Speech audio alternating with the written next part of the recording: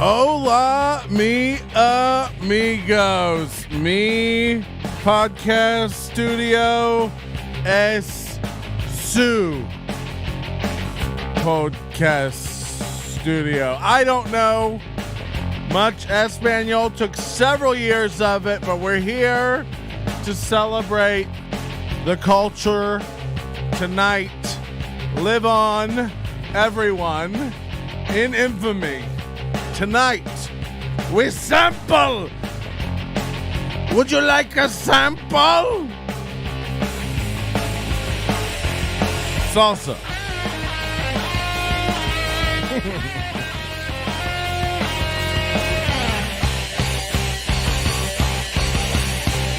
It's silly. We're having a good time. Don't tweet about it. We don't need people hating on it. This is a cultural celebration tonight, and we're gonna have a good time. You'll love it. I don't know, or you won't. You'll hate it. But you know, we can't really control how you receive things in your own broken little heads. Welcome everyone to the show. I'm fresh back from New York City, via way of Buffalo. I didn't order any word salad. Send it back. Are you guys even allowed to be on the internet over there? Fucking hell. Oh, we're gonna try to keep it, fun tonight, but I've been out in the world now and seen how you guys are. And it's nuts. Cultural celebration appropriation. I don't know. I love Mexican food. I paid $20 for enchiladas in the Dallas-Fort Worth airport yesterday at Papacito's Cantina. I forgot about that Papas guy in Texas who owns like the whole goddamn city. That's pretty fucking baller, if you ask me. You go there, he's got like Papa Do's seafood. I think there's a Papa's Pizza. It's insane. If you don't know what I'm talking about, if you're from Texas, you know what I'm talking about. This guy's in every city. He's in every airport. I think he's a rich old man living high in a castle. By the way, high in a podcastle. Welcome to the show. So much to do. I have a list in front of me that's balls deep. I'd love to say there's no Thai stuff tonight, but he can't stop spiraling. So we will have to get into some Thai stuff later on. We're not going to get into it off the bat. We'll keep it fun. I just like to talk about my experiences, my life outside of the, it's every time I meet. By the way, you might notice the beard's gone. The lengthy beard anyway. These motherfuckers. I'll never go to Buffalo again. And I was going to go to Niagara Falls. This is 100%. I'm a man of means. I have cash. But when I looked up the whole scam that is the Niagara Falls system, I go, you know what? I have Google. And you can find way better photos. Who needs to go? Also, I got really drunk at a wedding rehearsal party dinner and needed to sleep the entire evening. I had to get a suit. When was the last time I wore a suit? Don't ask me. But you know what? I put it on. I look damn good. It really covers up all the weight gain and lack of confidence when you put on a suit. If you buy a good suit, if you don't go down to Dress Barn and just let them throw whatever on you, that they'll have. But you spend almost a goddamn grand on a good suit. And it can really, lipstick on a pig. Like, it really will make the most unkept man look good. So I go get a haircut. I'm a busy boy. Last minute, I go get a haircut for this wedding. You want to have a nice haircut. You want to look nice. I can't wear baseball caps everywhere my whole life. By the way, if you'd love a baseball cap, I'd love you to get one. Why don't you head on over to nobodylikesonions.com/store. And if you're an Overdose member, of course, you'll save 15% off automatically if you're logged in. But pick up a little something. We got some merch over there. It's the end of summer. We're winding down. We're going to be launching new fall merch. As you know, the colorways on the hats change every season. We keep it fresh. Not unlike Carla's Salsa, unofficial sponsor of tonight's show. We will be finishing tonight, culminating in a Carla's Salsa finish. We'll probably do it on the after show on us. So you got to watch live, or you're not going to see it unless you're in the Overdose. By the way, local comedians, free Overdose membership. Just DM me and beg. Speaking of DMs, we got to talk about Diaz Mackey tonight and some other stuff going on. The sexual assault in Las Vegas in the comedy community is insane. I don't know what's going on. I've known about this Diaz Mackey thing for a while, but the bombshells that came out this week, you're not going to believe it. Clutch your pearls. And if you don't have any, there's still time. Go out and buy them. So we got to talk. I can't not talk about it. Just because of how, involved I've gotten you strangers on the other side of the earth into the local comedy community here. It wouldn't be fair to you to not talk about it a bit. So we're going to talk about that. Ty Rivera's got a bunch of new crazy shit. He's attacking Kool-Aid. He's attacking this other guy, I guess, a newer comic, Sean Fitzsimmons, who's another booker of another show he used to do, and now he's burned that goddamn bridge. I mean, this guy's a psychopath. To think there won't be any consequences, they're gonna be lots of I'm a percussionist. Hi. So that we got to talk about that. I got to talk a little more about this guy who keeps he's insane. And you know what? We could have been lovers, but you playing. Our teamy host Rios, because there's still a few guys I think who are like, nah, this guy's cool.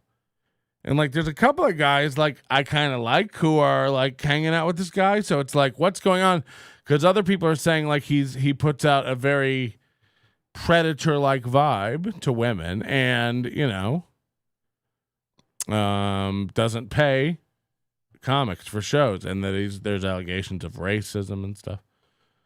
It's a crazy comedy scene. I have to imagine this goes on in every city to some degree. But what the fuck is going on? And I just want to be liked by everyone. And you might go, Patrick, why would you talk about people if you want to be liked? And it's like, you got to do something. So we got all that on the menu and more. I got a lot of stuff to talk about New York City. We got, coronavirus shit still happening. And again, I do have a shipment of Carla's Salsa. And in the shipment came a button, which I thought was very nice, from Carla. So that's pretty cool that she would send that. That's nice and special, I think. And then there's a card in Carla's Salsa also, which is great. Spared no expense. And then there's some instructions on here and stuff. We'll get into it. We'll read it all. I'm chilling the salsa. I'm giving it its best chance. I like my salsa chilled. So, I thought we'd do a cute thing where I put the jars over on the mic and we cut to them, like a bit, like a Tonight Show. But we only have 2 jars, the Verde and the Roja. So I want to give them their best chance. We're refrigerating them. I got some chips. We'll be having On the Border chips here. If you don't know about On the Border chips, their chips, their tortilla chips, and they're really, really great. I don't know if that's what the store had, so I bought them. They're cafe style, which I think means more expensive. So we'll be having chips. We'll be having salsa. We'll be giving Carla's homemade salsa its best chance, and see what the hype is about, you know. Ty Rivera swears by this stuff. He loves it. He puts it on chicken and his dog, so it's got to be good. So we'll be testing it. Okay, let's talk. So I go to Buffalo. Oh, I finally met this fan. He's in the chat now. Danny Noonan, Chris Weiss, old school fan. I gave him a choice. I had some NLO hats. I was going to give him one, and he picked the only one that I'd been wearing. So he's got a real authentic Melton sweated in hat. So good for him. He also gave me, and one for Kool-Aid as well, a Buffalo Bills fitted cap. Authentic licensed merch. That stuff can be very expensive. So thanks to that. That's a crazy. Those things probably cost $25 each, and to give that to me, having listened to me this long and knowing that I will never fucking put that on my head, because I'm not into that. That was a big choice. That was a brave choice. So I'll get, and also knowing that, the other one has a 97% chance of not being able to fit Kool-Aid's head. Whew, this guy must make some money. You know what I mean? To be able to throw money away like that. But thank you. Thank you very, very much. We'll be filming that, watching me to see if I ever do it and checking to see if it fits. Kool-Aid's head. No Rick's broken tortilla shards. No, we couldn't get them on such a short notice. They're big sellers. As you know, it is Taco Tuesday. So they're out of that down at Rick's. So yeah, lots of stuff to get into, and we'll just bowl through it. This is the first time I've flown in a year and a half, I think, pretty much, since I came home from Australia. And as I imagined, it was hell to wear a mask in the airport, on the airplanes. We're out of our minds with this shit. I don't look. As a person who spits a lot when they talk, I get what a mask does. It, when you're talking, it's going to catch droplets and stuff. Nobody thinks the mask is like stopping the virus getting through or like that. If you think that, you're fucking retarded. If it's aerosolized, but it's to stop, like me spitting on surfaces when I talk. It's to stop us, I guess, from like blowing air directly into people in their mouth and stuff. We have a mask mandate here in Nevada. New York City doesn't have it yet, which is crazy, and most bars and places like Starbucks don't give a fuck. And I really embraced, when I was in New York City, not wearing a mask. Now, you're supposed to wear them on the subways and down in the subway stations. I met them halfway. I put it on when I was on the train. I walked through the subway stations with impunity and smiled at police officers who were also not wearing masks and MTA workers who were not wearing masks as well. So that mask mandate in New York City is a joke. I didn't do it because it's miserable. Down on subway platforms, it's hot as fuck. It's swampy and assy. And I'm just not going to do it. Like, I'm over it. I'm ready for COVID, and frankly, I don't care. So bring it on. Nobody cares. It's all going to come back. I believe it. Everybody's, terrified. I was scared last year. I'm not scared this year. And by the way, I went and looked at, I look at the death numbers every day, worldometer.com. It's not back. Stop it. Like, at least here. Like, look, there's hundreds of deaths a day, and that's awful.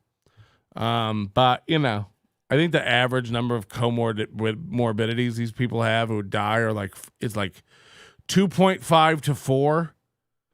All right. And by the way, this whole world is risk reward. So, like, you know what I mean? I've not taken care of myself. I've eaten a lot of garbage. I'm out of shape, overweight.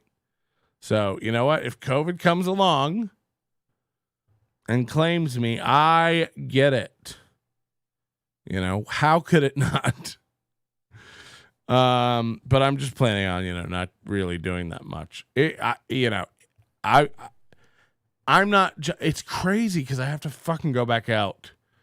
I have dates booked again starting next month.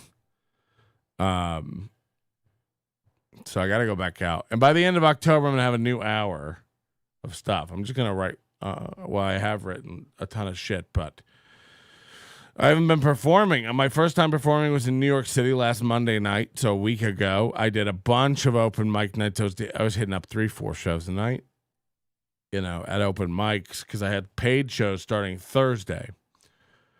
And you can't just, wing it on page. I did it last year. I did 6 months off and had to headline a show. And it was mostly just me scrolling through my phone and just kind of venting for the first time in months. But, when you're doing paid shows, you should probably, knock the dust off that pussy. So I did. And it was fine. I think New York is great because the people who are in there are kind of fucking over it too. The people who are willing to go sit in like a low ceilinged cellar to watch comedy. The people who are willing to cram into a back bar room, some function room where they normally just serve bridesmaids wine coolers. Oof. And everybody's scared of the Delta variant. One of the clubs I worked there, one of the comedy clubs, they had 14 vaccinated people got sick from the vaccine like 2 weeks before. And it's like, Jesus Christ. I don't understand. Like, it's so weird to I think what the problem people have with me, and by the way, that last show where we really got into vaccination stuff, I got such little amount of blowback from that. The likes on the video were overwhelmingly positive, and like 2 people who emailed me about it. But it's like I think you people are so fucking programmed to be a team red or team blue type of asshole that you think anybody who's like for freedom has to be anti-science. You know what I mean? I tell people, I'm vaccinated. I think there are very few legitimate reasons to probably not be vaccinated. I think that's very true. A couple 100 million people in this country have been vaccinated. It's probably fucking fine. Talk to your doctor. So I think there's a risk reward for it, just like anything else. There's a small percentage of people who I bet the minute they get injected with it, keel over and start, foaming at the mouth. Most people seem fine with it. Some people get a little achy. Get over it. Take it or don't. But butt out of everybody's business, and people can't even reconcile it in their head. Like, oh my God, how could he be for the vaccine and not be for forcing it on everyone? And it's like, because I'm not, because we don't live in that country. I think it's banana nut bread. I think Australia and New Zealand, you've gone full cuckoo magoo.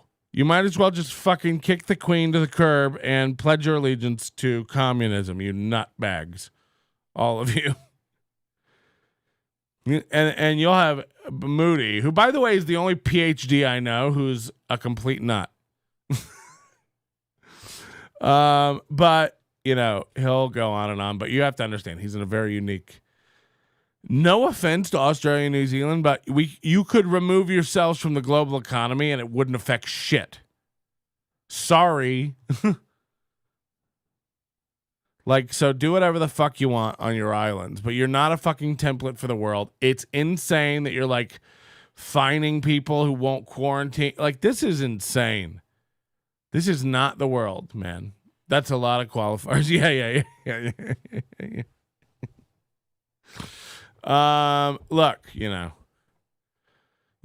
they're rounding up people. They're arresting people in the streets. They're holding people down and won't mask outside. They're only allowed to go outside to exercise 1 hour a day. Get fucked. And by the way, this is coming from a guy who, like, I've been to 35 countries or some shit like this. You know what I mean? I've traveled internationally for decades. I've expounded now several times on this show about freedom and how Americans always bitch about freedom. We're the ones with freedom. We're the ones with freedom. And I go, like, there's hundreds of countries that have freedom, but you're seeing the difference now. Like, you see the difference now. Like, I'm telling you, when you start arresting people in the streets for not wearing a mask, you're bonkers, McGonkers. You're out of your gourds. Having family members turn each other in. You have to rat on your neighbors and shit. This is crazy sauce.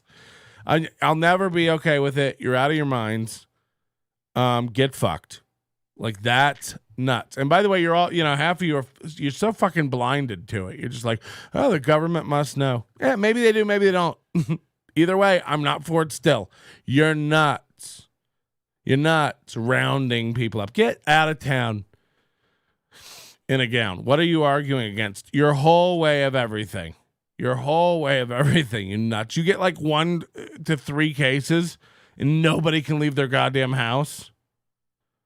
I heard the only movies you're allowed to watch over there are Jim Carrey's The Mask and Mask with Cher. Yeah, that Rocky Dennis thing. Yeah, that's true. I don't know, man. I talked to a couple friends over there, and I'm not kidding you. It sounds like Handmaid's Tale in New South Wales. And New Zealand, you guys are just banana-rama. So get out of town with that shit. You've lost your fucking minds. I thought Canada was nuts. They look like a fucking heaven compared to over there. So enjoy your fucking lockdowns. I hope you all. By the way, how many people have had it over there in New Zealand? 7? How many people have had it in Australia? A few hundred? I don't know. I'm really asking. Like, I don't know the numbers. The point is, you idiots are going to be doing this for the rest of goddamn time because you need to let this thing just ravage your people. Let it all just fucking ravage your people. Like, let it go through, say whatever you want. We're letting it go through us over here. We're going to move on. And by the way, I welcome all the other variants. The whole goddamn Greek alphabet. Let it come along. See who gives a shit. 70 cases today. Lock down the island. What are you, Nedry from Jurassic Park? Yeah, you're all bonkers. You're all bonks. By the way, would it kill us to lose 70 people from New Zealand? Fucking Kiwis. Nah, we're holding it at bay until we've been vaccinated. By the way, if you're not all vaccinated yet, you have a shit country. And I think you're all getting poked with AstraZeneca too, which you're going to find out was a mistake. Strap in for conspiracies. Sounds like things are really upside down in Australia. Yeah. No, they're fucking nuts over there. This is what I realized is everybody who's like a fucking like. I'm telling you, I talked to Jewish people in New York City that are such fucking babies. They literally said, I think everyone should be held down and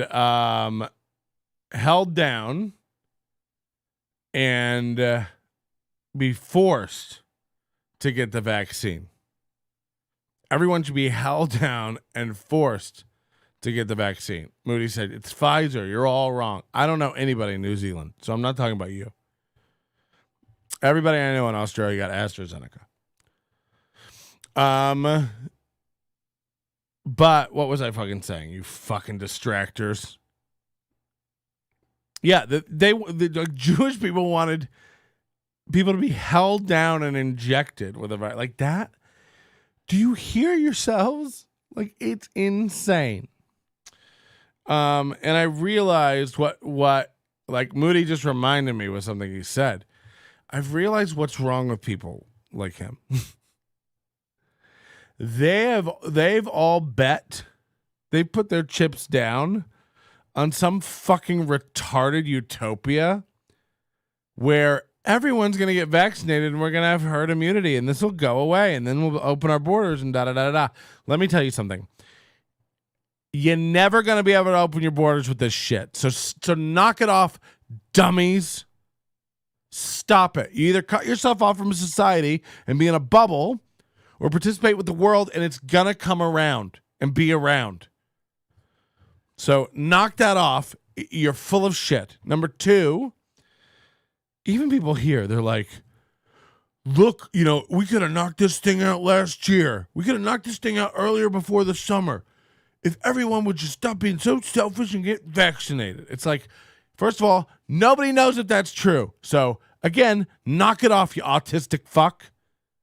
You're making up some weird paradise in your head where like a thing you think in your mind will work. It won't. It won't work. Number one, why it won't work, it's never going to happen. I want you to really sit back. And by the way, if you're not in the United States, shove a Baskin Robbins spoon up your ass and spin on it. You don't know what you're talking about. If you're in the United States, I want you to really answer this one question. Do you actually fucking think that you can get 75 to 80% of people in this country to agree about anything? Anything? Moody says, sorry, we have a functioning government. Something you're not familiar with. It's like, again, you're like a flea on the dog going, what's everybody's problem?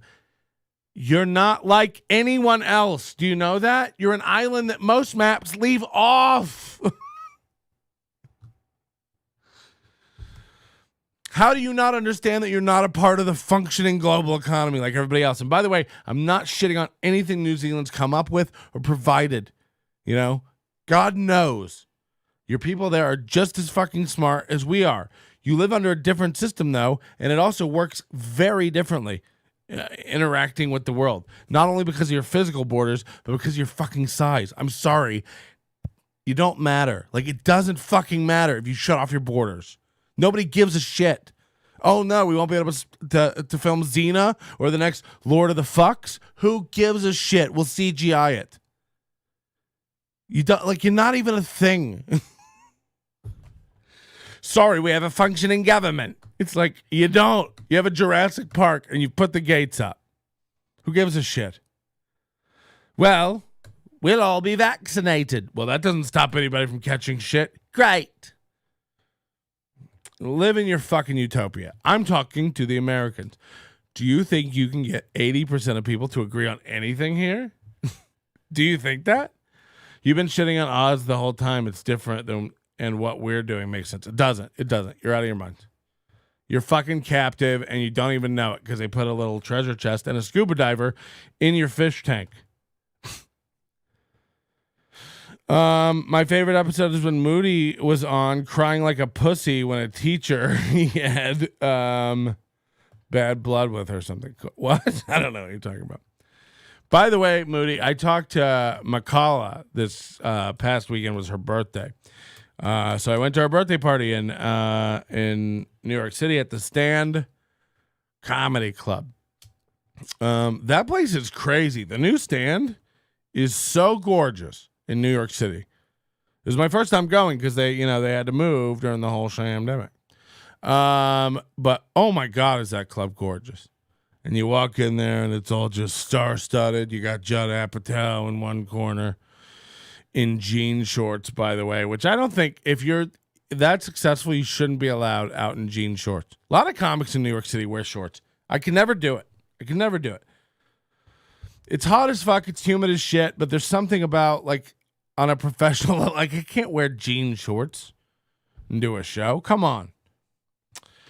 I got home. I got my new issue of Wired magazine here, and it's finally they're gonna teach me all about Black Twitter, which is great. I buy it for the tech news, but I also love it when I can just escape for a while into identity politics in my tech magazine. Like what are we all doing? I wanted to watch the new Candyman film, which is about what happened to that guy who gave Charlie the golden ticket. You say his name 5 times and he gives you a scrum-diddly-umptious bar. No, that's not true at all. I can't back it up. So yeah, I don't know. I wanted to watch Candyman, but I heard it's basically somehow blames white people for everything, even though it's about a black serial murdering magic mirror man. I've never seen it. But I can't imagine it's not woke as fuck. So great. Yeah. And in New York City, they're starting in the restaurants to ask for your vaccine card when you go in. Some don't give a fuck. And there's also, varying levels of people who really give a fuck there. This is I'm not, I guess I am against having to be vaccinated to go into restaurants. It's not so much because I think vaccines don't work or anything. I think it's stupid because you're not proving shit. They have signs up in the window like New York City requires us. This is a city mandate starting, I think, tomorrow, September 1st. New York City requires that you show proof of full vaccination, not half, full vaccination to enter and dine in this restaurant. Now, great.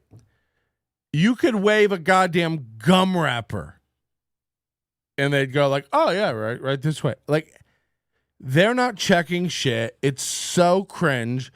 You don't even have to have your vaccination card. You can show a photo of it, which at that point, like, just get a photo of it. As if that's not bad enough, walk around New York City for 6 minutes. They're selling them on Canal Street. Every corner, they're waving vax cards. You can just get a pamphlet of them, like a prescription pad from a goddamn doctor. This is so dumb. New York City has wasted millions and millions of dollars on an app called the Excelsior app. And what it does is link up to your shot information. They do have a record of when you got your shot because you have to show your ID and all that stuff. And, you can link to the apps. So cool. You look it up with your number on your card. That way you don't have to give your card. And then you have a QR code on the phone. So you just scan that when you go into the restaurant. Now, my friend can just screenshot his QR code and send it to me, and I can scan it to go into the restaurant. So this is insane. The way they're going, because you've seen some of these apps now, they have like 12 spaces in there for booster shots. Like literally, they have the spaces in there for the date. So you know where it's going. Like, well, you can't go in a restaurant unless you've been vaccinated in the past 3 months. So what this essentially does is force you to now look, if you believe in PRISM and Edward Snowden's whole, WikiLeaks stuff, you'll know that, you're the government if they want to track your shit or listen into your shit or activate your camera or phone remotely. They're all doing it. We all know Facebook is doing it. We all know Google is doing it. We all know Apple is doing it, but keeping your information private. We all know this stuff is happening. But when you start to now the local government or the state government of New York has an app on your phone where you're volunteer, like you're getting points when you scan into Magnolia Bakery, you're going to get point. Like, this is nuts. This is bananas. They're giving away $2 million randomly to people here getting vaccines. It's A Krispy Kreme has upped it now from 1 donut to 2 donuts to get vaccinated. This is mental illness. This, if you think otherwise, you need help. When they're giving you Krispy Kreme donuts to get, by the way, I'm not saying don't get the vaccine. I don't know what's going on with the pushing of it. That's what feels odd to me. The pushing of it.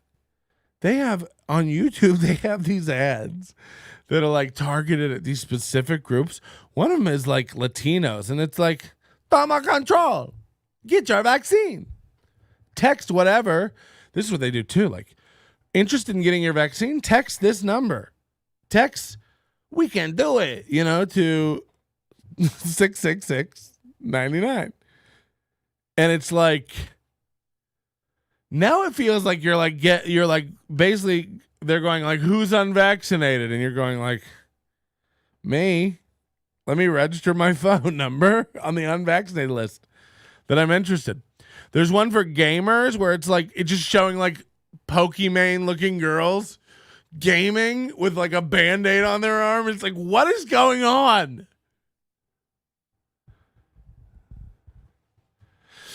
It's all vaccine talk because it's all vaccine talk, Like, I just, this is what everyone's talking about.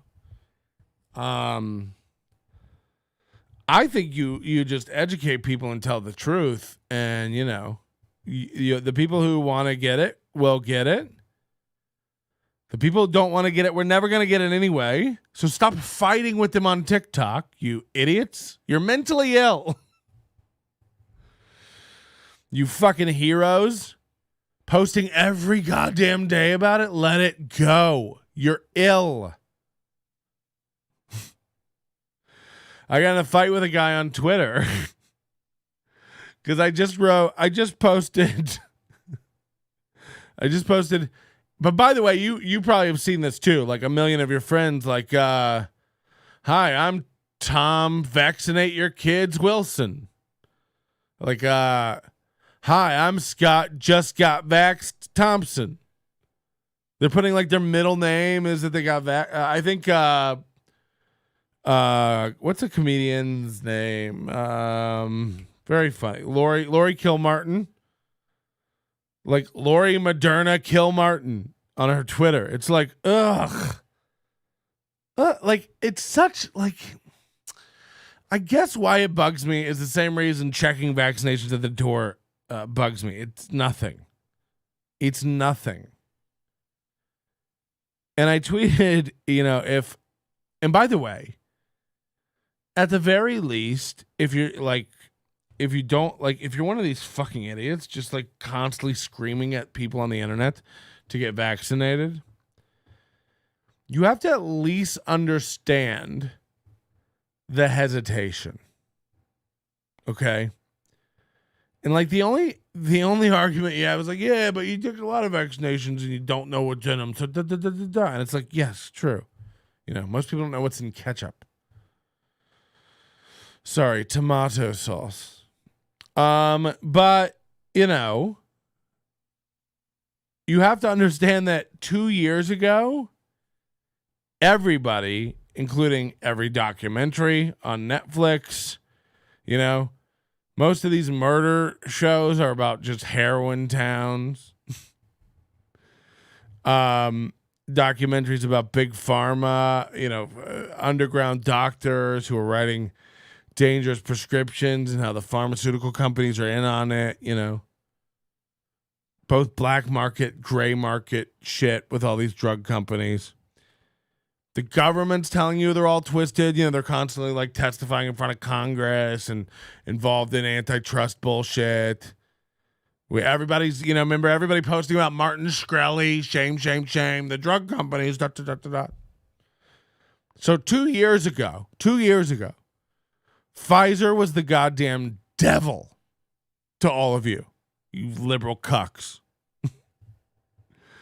Now, saviors of the goddamn universe? Okay, weird flip.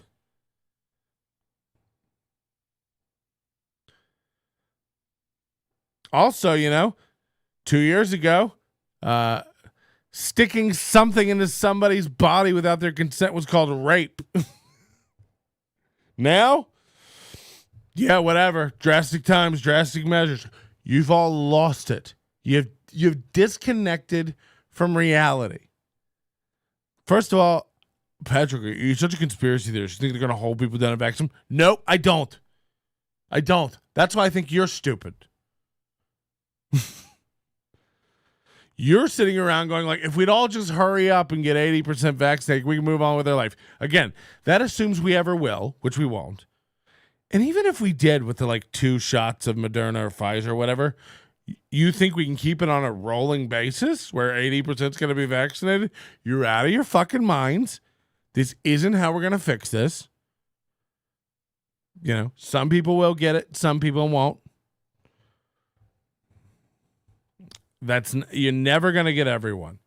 So how about we start working on some other prongs in an approach, How about we start working on telling people to fucking be healthy? How about we talk to people about monoclonal antibodies? How about we talk to people about vitamin D? How about we talk to people about hot cold therapy and what that does for the body's immune system? There's a lot of things people can practically do at home that'll give you a lot better chance if you are one of these nuts who doesn't want to get vaccinated. And how about we give a little bit of that information out instead of just telling people it's vaccinate or nothing. One of us, one of us, one of us. You sound crazy. You guys are all acting like triggered internet babies. How dare somebody have a different opinion about things than me? And then dare flip it on me. Moody will say it to me Patrick thinks everybody should just think like him. Or da, da, da, da. I'm the one telling you it's okay to think different. You're the ones who seem like if you don't get vaccinated, you murdered my dad. I have good friends whose parents have died from this shit. I understand. I'm still never going to be for forcing people to get vaccinated. You're out of your gourds. More dads must die. Sorry. Whew. Patrick, you're just saying that because your dad's dead. Who hurt you, Patrick? Nobody hurt me. I'm a realist. You're on some fucking candy land where you're like, if we can all get vaccinated, we can all just move on. It's what? What? It's not projection, Moody. It's actual things you've said before in the chat. You're out of your minds. It's Stalin-esque. You guys really know how to get me onto this stuff. If you follow my Twitter, you saw me get in a fight with that man. What I said was, I'm really enjoying Twitter again for trolling and fun. I tweeted, if a vaccine has become a part of your personality so quickly, if a vaccine from a company, from Big Pharma, which you all thought was the devil 2 years ago, can now so quickly ingrain itself into your personality where you're like, I'm Lori Moderna Kill Martin, put a fucking gun in your mouth and brush your teeth with it. Jesus Christ. Are you a loon? By the way, you're also a loon if you're treating yourself in any way for COVID. You're a loon if you're getting a cocktail off Facebook Marketplace that comes in a shampoo bottle. You're a loon if you're heading down to your farm and Tractor Supply and picking up horse or sheep dewormer. And you're also a loon if you're shaming people and wishing death on them. All these fucking nuts don't mind being the meanest pro-death people, pro-death to people that they disagree with. You've lost your minds, you've lost your humanity, and you'll see. Time will tell, God will judge. JK, none of this will probably have an effect on us in our time. This is probably a once-in-a-lifetime event that will, eventually taper off into nothing, kind of like the flu is. The flu doesn't affect our daily lives. Who gives a shit? 1,000 people die every year from the flu. Okay. We're fine with it. We're fine with it. But yeah, if you want a cheap vaccine card, are you a loon if you go on a 1 hour tirade? No.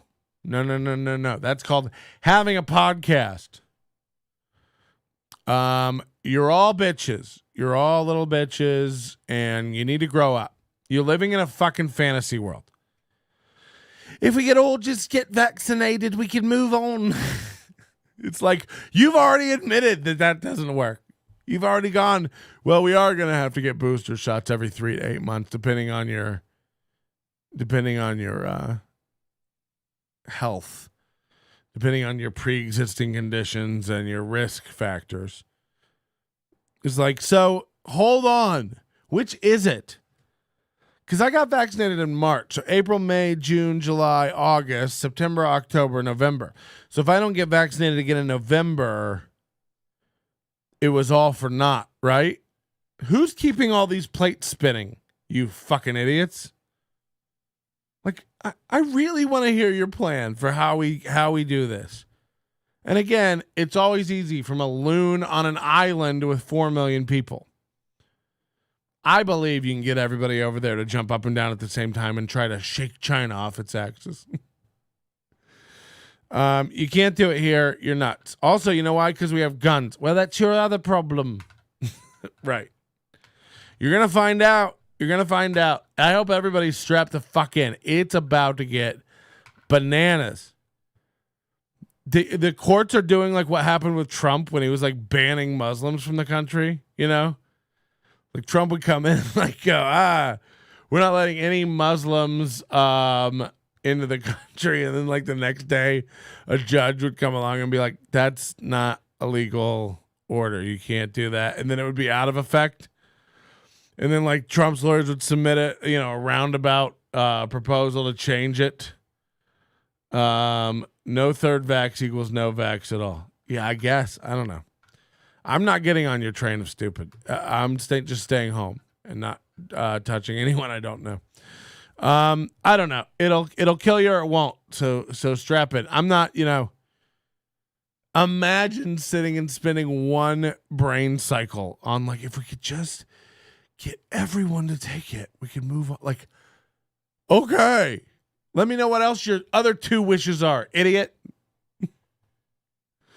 If we could just get everyone to take it. I just wish nobody goes to bed hungry tonight. Okay. I thought you were serious. Isn't it crazy that this guy's designing self-driving cars? I'm kidding. Moody's very smart. And pragmatic, I imagine, when it comes to engineering things. But, oh my God, is he a soft baby about this? All we need to do is get everyone on the same page. Have you been on the internet, noob? Get your ammo, guys. But while it's allowed, no more Chinese ammo in the U.S. Stock up. I feel bad for the people without guns. You're going to need them. I've already cut holes and reinforced armor plates in my garage so that I can, just sit on a swivel chair and mow down opponents. Oh, fucking hell. Jesus Christ. We thought it was going to be zombies all along. No, it's just going to be, like 28-year-olds with YouTube accounts shaking their fists at you about how you're evil. You're going to get my family sick. It's like, why are you in my yard? No, I'm not. You don't understand. You're killing everyone around you. Me and my neighbors had a block party last week. We're all good. Would you like to come in and have some lemonade? You look parched. Perhaps you're dehydrated and it's eating the part of your brain that makes sense. I love it. Thanks for coming out, everybody. Oh God. I also got into YouTube YouTube, a Twitter fight. I didn't even finish the story, but basically what I tweeted was, if a vaccine from a company you guys all thought was evil 2 years ago can become part of your personality, you have to wonder what it was composed of before. And then some guy just wrote back to me like, I don't know why I followed this fat piece of shit. Oh, no, this fat piece of anti-science shit. And it's like, I went, what did I, whoa. And I had to backtrack and go read it because I tweet a lot of things when I'm vaping. And I was like, I didn't say anything about science, And I asked him if he was okay. My standard, are you okay? Because I didn't say anything about science. These people, I don't know if it's and Moody. This isn't Moody. I don't know what Moody's just over in his own country and headspace. I understand everything he's trying to say, and I do think Moody's a nice boy and a well-meaning person. But these are people who it. How is it new to you that people have an opposing world fucking view? And if you will admit that, if you're intellectually honest about that, then you have to understand you're never going to get your 80%. Shut up. Move on. Do you think we'll ever have an election that's like that again? What are you talking about? You take a poll of where you want to send Shakira and they pick Alaska. Everything's game. Do you think you're going to get 80% on? Okay. We're going to get 80% of people getting vaccines every 3 to 8 months. Okay. Let me know when you guys do it. It's all with us or against us. There's no room for nuance. Yeah, that's where we lost everything. Because it did get politicized. It's why when I talk about this shit, people jump to, wow, you're anti-science. It's like, what the fuck are you talking about? By the way, if I see one more comic tweeting you fucking idiots, ivermectin for COVID, it's a dewormer. It's the National Institute of Health is doing experiments with it and finding it effective in treating COVID in cases. So, I don't know. That's just on NIH.org. I read it myself in firsthand. They recommended against using it a while ago, and they've removed that recommendation because they found it effective in some cases. Again, I think you're dumb if you go down to your farm and tractor supply, buy ivermectin for livestock. But, talk to your doctor. And guess what? They are giving ivermectin to people for COVID in some places, for some circumstances. The problem is when people hear about this and go down to the store and buy it, they did the same thing with hydrochloroquine. Guess what? Now hydrochloroquine widely used and found very effective and safe for treating COVID. But Trump said it once, so everybody screamed about it. Well, guess what? He was right. But you know what? A lot of Trump supporters are so dumb, they heard him say it and go out and buy it themselves and overdose on it or mix it with other shit that they shouldn't be mixing it with. These are idiots. But just as dumb are the people tweeting hydrochloroquine for COVID. Ah! It's okay. You sound dumb. So everybody, the thing is, everybody knows everything now, and everybody's a fucking expert. And literally, my opinion is you're all being duped by news on both sides. You fucking idiots. And you should probably learn to make your own decisions and do a little research. And I would be fucking insane to come onto a podcast that was going on in New Zealand and be like, no, mate. What you got to do is hand out guns to everybody and let everybody decide whether or not they're going to take the vaccine. No, you guys don't have to do that. Have Jacinda strap you all down to the table and put it in your arm. That's your government. Okay. I'd be insane to come in as an outsider and tell you what to do. Guess what? Whatever you guys are doing isn't fucking working either. None of it is. Anywhere. Somehow California is doing worse than Florida right now, and Florida has no restrictions. California is like a goddamn ghost town. You're not allowed to walk around outside without a mask, unless you're homeless. Unless you have hepatitis B and C dripping out of your anus. Then you don't have to wear a mask. So none of it works. Nobody knows. Everybody's lying. You wonder why. So I say you have to at least understand why people are hesitant and they're done. Like, you got Fauci on the news last week telling people you can't catch COVID and you can't spread COVID if you get the vaccine. It's like, that's not true. You have the president telling people there's no risk of taking the vaccine. That's not true. It's a very, very, very small risk. Why don't you just tell people? Why don't you be honest with people? Moody's answer, we have to lie to everybody to get them to take it. Okay. Again, have fun with that. That's not what we're doing over here. I mean, it is what we're doing over here, but it's insane. It's insane. Can we move on past it? You guys do this to me on purpose. You know, and it's not, and again, the main point of it is not that I don't think the science behind each individual thing works. Of course, vaccines work. Of course, preventing droplets from landing on things and spitting on things work. Of course, social distancing works. Of course it does. I'm saying when you put humans into it, it doesn't. Because nobody's social distancing out there. Half the people are not wearing masks out there. No one's enforcing it. So, I don't know. I see what's going on. And I'm telling you, it ain't gonna happen. And I'm asking you if you'd like to work on a different solution that we can do that's practical and will work. And you guys are like, if these selfish fucks would just do it. It's like, yeah, but they won't. So now what? Yeah, but if we could just make everybody. Yeah, but you can't. So now what? See, you're not actually interested in talking about what we can do to fix things. You're interested in being right. And guess what? That's not how the world works. Some people are right and some people are wrong. And it's insane that you just got this idea in your head that, like, oh my God, people can be wrong or think differently than me. We should round them up and put them in prison.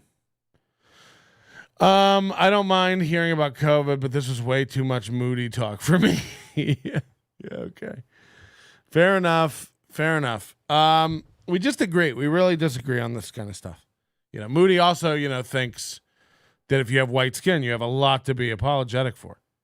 Like, I'm not getting on board with what I think is horse shit.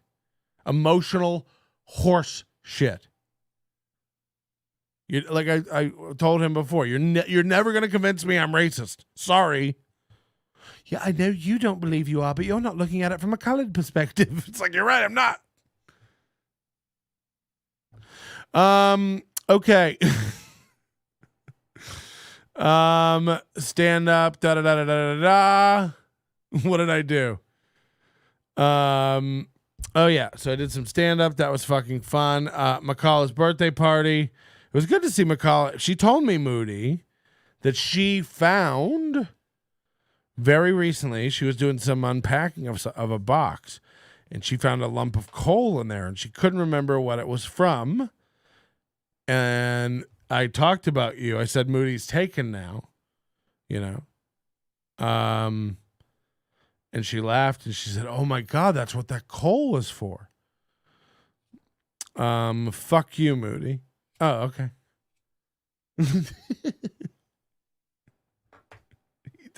But you do, Moody. You do. You love to go, when I was growing up, there were no movies with brown people. Think of what that felt like. When cavemen were growing up, they didn't have any movies. Think of what it must have been like without a Game Boy. Grow the fuck up. Oh my God, were cameras in Hollywood the pinnacle of where movies were made originally? Oh my God, I can't believe they didn't make more movies with Indian people in early Hollywood. That is crazy. Everything isn't about you. Everything's not an attack on your life. You fucking nut. Yeah, but you're not looking at it from the perspective of a self-driving car engineer. It's like, okay. You're not looking at it from the white fat comedian in Las Vegas's personality point of view. You're not looking at it from that. I'm chickens. I found a frame of Moody crying that's going to be great for future memes. This podcast is about me. Pretty much. I love Moody. He's a fucking brilliant, brilliant guy. And as much as we disagree, he never acknowledges brown privilege and the things that he gets away with because of his skin color. Also, like, I'm pretty sure you come from a very wealthy family. Your mother made me some tea. You know, wealthy. These people are well off. Don't let him trick you idiots into thinking like I'm an Arab and I'm not. Now I live in New Zealand and I just live a meager. No. This guy bought a 7,000 New Zealand dollar puppy from a puppy mill in southern New Zealand. And I'll tell you another thing he did. He chains it to another dog that they can't stand each other and they just pull all day long. None of this is real. Why am I so hot and sweaty in this room?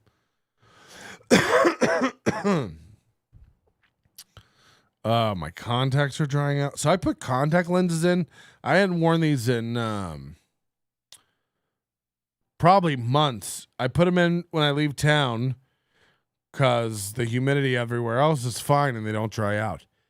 I'm the kind of guy, you're supposed to take them out, throw them away every day. Not me. Fuse them to my eyeballs. I wear them a month at a time. Sleep in them, everything. Hadn't taken them out the whole trip, 10, 11 nights now. In Vegas, one day, they're fusing to my eyeball. Part of it's probably weed, drying them out. Cotton mouth, cotton eyes, cotton eye Joe. Is that racist? Probably. Send me an alert. People don't know how to be around people anymore. I find that very funny. You'll be on the subway and 7 people will just start playing music out loud on their phones. Like, earbuds have never been cheaper. Headphones have never been cheaper. I don't know of a phone that comes without headphones of some sort. They give them out for free on airlines. They don't actually anymore. Let me talk. Fuck. You want to hear me froth about something else? Let's go.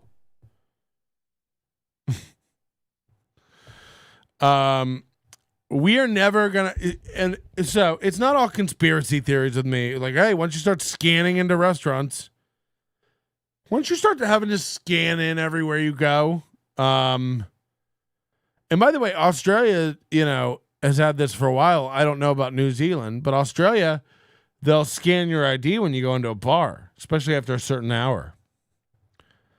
And, it's all under the guise of, we're checking to see if your ID is real and if it's registered in the database. And it's like, yeah, but you're also making a log of where I go and when.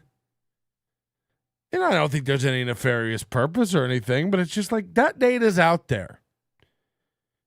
It's one thing that I think our government does really, really shittily is like, we just collect data in mass, constantly, and metadata on our metadata. This whole fucking Afghanistan thing, they were collecting all this fucking data and biometric data even on Afghani citizens, contract workers, American contract workers who were over there, American soldiers, both civilian contract workers for companies and active military, as well as the Afghani people. Biometric data and, photographic data and other, descriptive data. And it all leaked. It all got leaked. When they left that fucking Bagram Air Force Base or whatever the fuck, they left all that shit there. Not only just the jets and the missiles and the weapons, but all the fucking computers. And somehow they weren't encrypted or anything. Like, what's going on? So all this data on all these people now is in the hands of the Taliban. Like, What can they do with it? I don't know. Probably more with the Afghani data than the American citizens that are being evacuated. But it's just like when you collect it, it will be leaked. This is my only point. When you collect the data, it will be leaked. And once you start collecting the data, you never stop collecting the data. And it's not the slippery slope thing of the government tracking. It's not even that. It's just how much hassle. Like we all still in this country. Here's one for you, you idiots. Just here's an example. Every time we go to the airport, to this day, 2021, we have to take off our goddamn shoes, put them in a plastic bin, and have them scanned for explosives. Now, if you're a child, you don't have to do that under like 3 years old. And if you're an elderly person or disabled person, you don't have to do that. Now, why is this? I think it was a guy named Richard Reed in 2001, December 2001, flying out of Boston Logan. In the middle of a flight, took out a match or some lighters and started trying to light his shoe. And apparently there were some explosives he had snuck onto the plane in his shoe. Now, luckily, he was sitting next to a human who, when they witnessed this months after 9/11, said like, "Hey, why are you lighting your shoe?" and prevented it. And nothing happened. Now, what we do in America is react. We spring into action nationwide. And what do? No more lighters on planes and no more shoes not being scanned on planes, unless you're old or young, because somehow we think the terrorists will never think to sneak it in with a child or an old person. Because they care a lot about those people and they would never want to kill a child or an old person.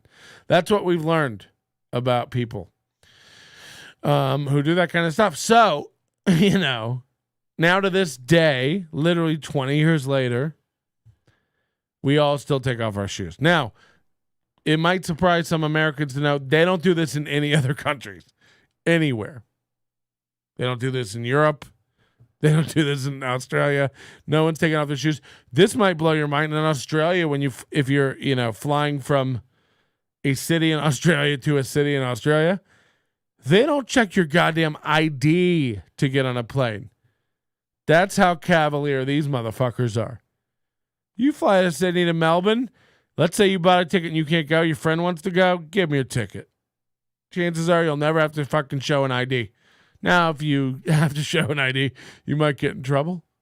But it's Australia, so they'll probably just go, "Oh, nice try, Reg," and slap you on your ass. But if you weren't wearing a mask while you tried to do it, they'd probably put you in prison and fine you $1,000 and hunt down your family and shoot them out on the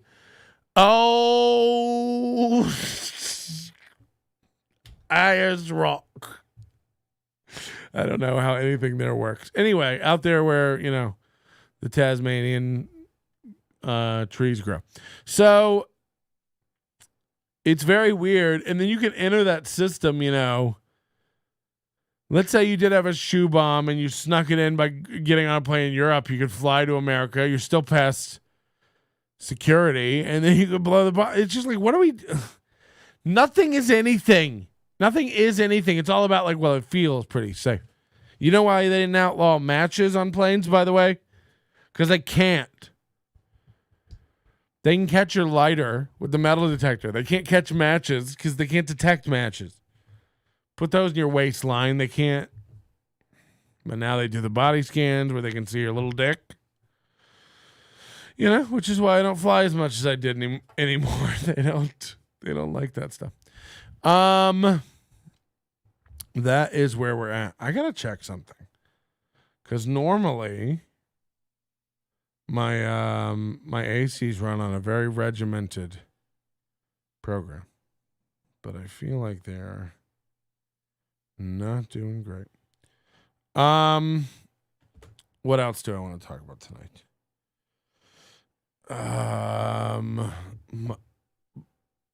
Both the flight and the hotel that I stayed at. Now, I stayed in a Hilton hotel. I got in a little, I was tweeting them a lot. Go look at my Twitter, PMelt.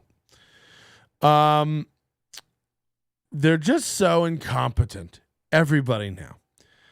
And it's all under the guise. I had an incident in Lowe's a while back. Oh no, Sean McCann's piping up.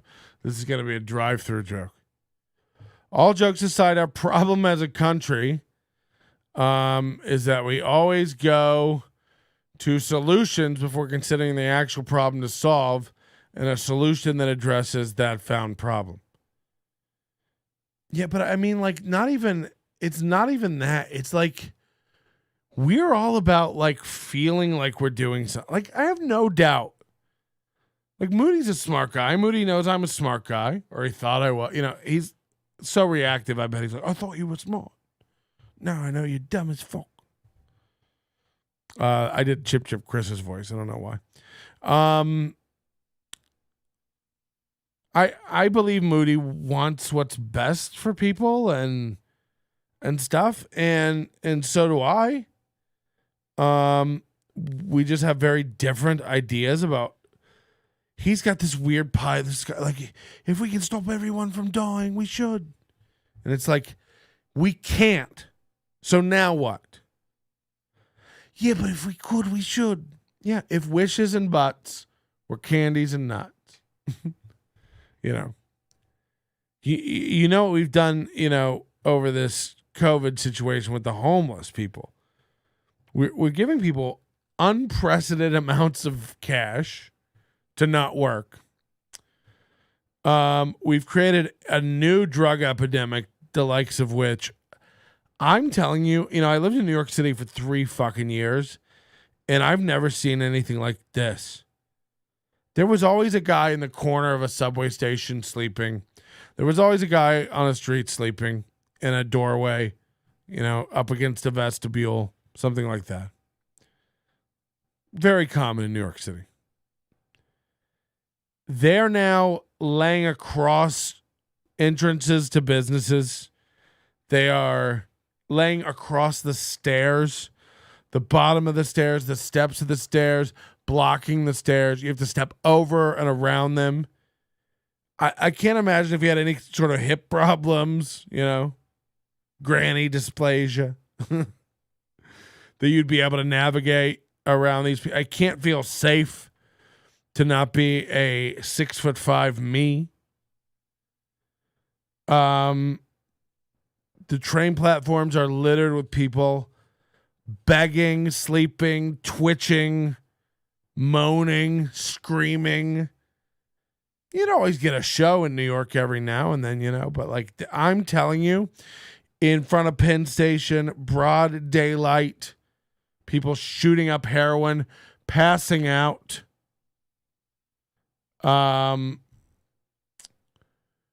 Needle hanging out of their arms while cops stand around.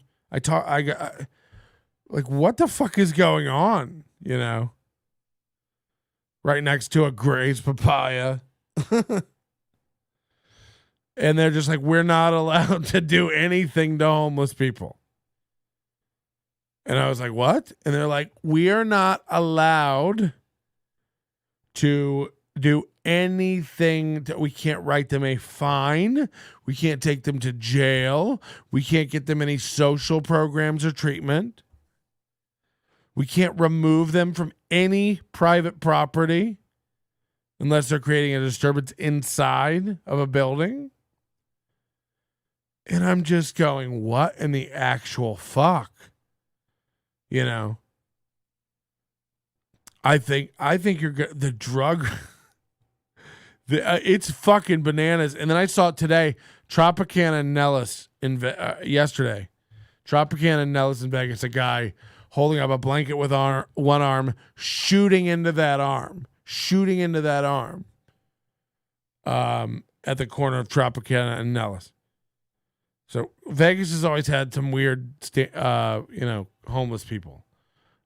It's out of control. Someone is homeless. The solution is give them a home, Sean McCann says. That's a solution, but not the right solution for the actual problem. Too knee-jerk without understanding the problem. Yeah, it's all mental. This is going to be another controversial one. Moody strap in. Right. Yeah, that's a great point.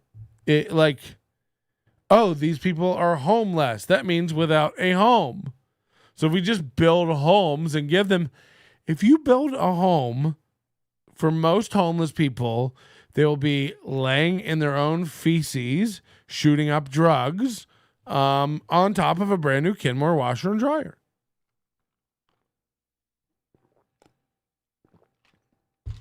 And I have these friends, and they're so dumb. You know, with all the money we wasted on the Afghanistan war, we could have solved homelessness.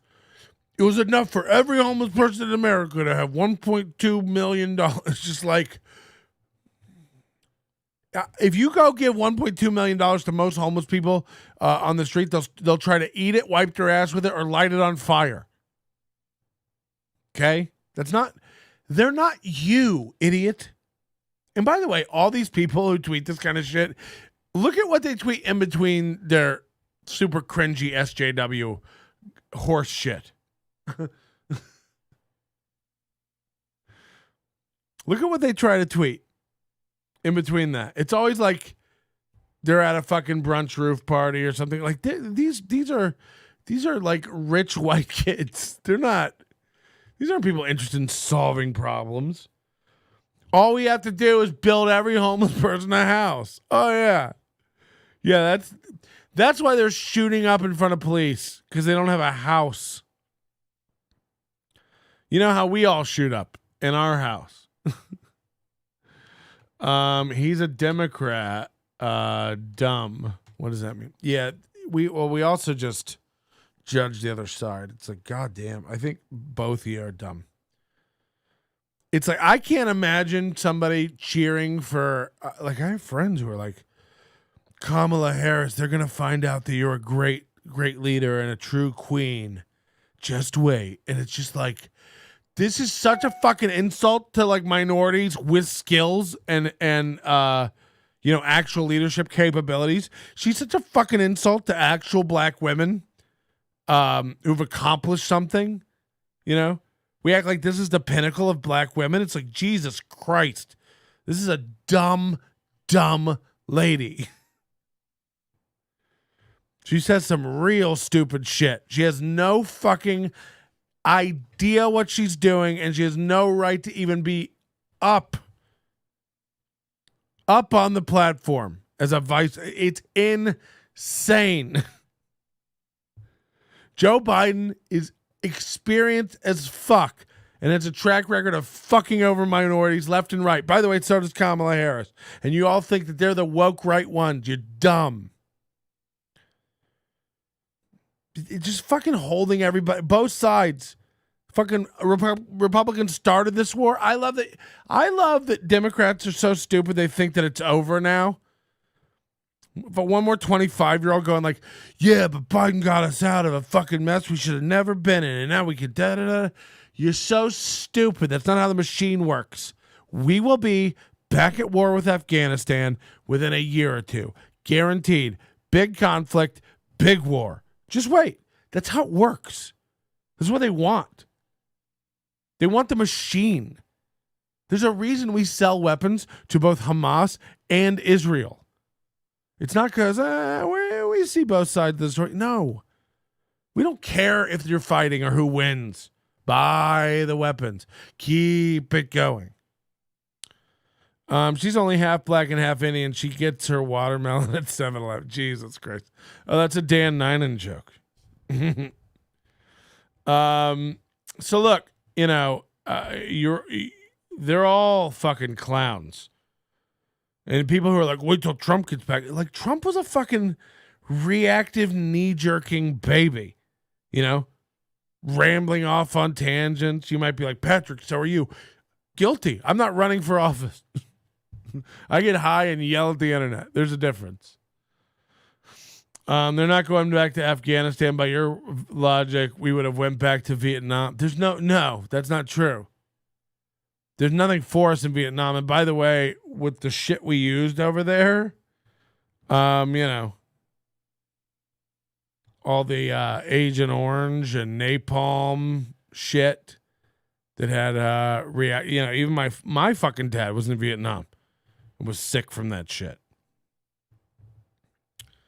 No, different era, different time, different reasons. You forget, there was no reason to be in Vietnam for 20 fucking years. There was even World War II. Like, think about it. What was the profit motive behind that? No, there wasn't. I mean, it stressed this country particularly very hard. Now, you could argue that that's how the machine geared up into what we have today, and all the private industry companies that are pretty much just defense contractors and stuff. Like, that's a whole industry that's sprung up, before that, it was Ford cranking out planes, Now we have, take your pick. Lockheed Martin, Boeing. What do you want? Everybody from fucking Honeywell to whatever you know what I mean, though? There's like whole industries now that are just making their Honeywell to Halliburton, baby, that are just making their money off like defense contractors and like take it from somebody who's like been over there and seen the machine. I was over in fucking Kuwait and Bahrain and Abu Dhabi while nothing was going on. Okay, while the conflict was at its lowest, ISIS was fucking dead. 2018, ISIS was wiped out. Nothing was popping off. These guys were sitting in tents, air conditioned. There's food vending contractors. There's infrastructure contractors. So many civilian people working for these companies. Like it can't be like easily geared up and shit. Like, you have to keep it going or we lose that shit. There was no reason to be in Afghanistan for 20 years either. They would have gotten out. And Bin Laden, after Bin Laden fled to Pakistan. Well, that's where the oil accusations come in. This is where basically just using Afghanistan as a chess piece in the Middle East, for control, keeping your thumb on the region. This is what we do. Ever since we removed Saddam from power, this is what we've had to do over there. Have a presence in all these countries to keep up. It's like Mr. Burns with all the diseases, trying to cram through the door. It's a perfect balance. But shit's gonna pop. Watch, it's crazy. Shit's gonna pop off. Thank you for your service. Yeah, I don't know, man. I hope you're right. I hope it's done and da da da da da. But I know how this shit works. And I don't believe it. I think we all come back. I think we're gonna have new lockdowns here. I think your unemployment's gonna get extended into 2025. You'll get a PlayStation 6, everybody. You'll get unemployment. You'll get access to screaming people on Twitter. Everything you've ever dreamed of. And you'll be happy. You'll love it. Rah, rah, Biden. He's the best. He's so different than Trump. Everything is so different now. I was going to have lunch with Heskey while I was out there in New York. He's a little paranoid to me. Now, he does work in the healthcare industry, and if he gets sick, it kind of fucks over his income. So I understand his aversion to meeting up. But he's like, I don't really like to go inside. I have to sit by a window and breathe. It's just like, you had to do that if we did stairs. But, this is where we're at, man. We're divided. People don't know how to treat people kindly. People don't know how to empathize. People don't know how to respect that other people have ideas and that other people have ways that they want to handle shit that's different than you. Like, if your way requires everyone to be on board with your way, you need to get yourself fucked. Like, just think about that. Yeah, well, my way means everybody gets vaccinated. And it's like, okay, you're an insane man. Now what? My mask mandate back in my town of California. Oh wow. Shall we get into some of this Ty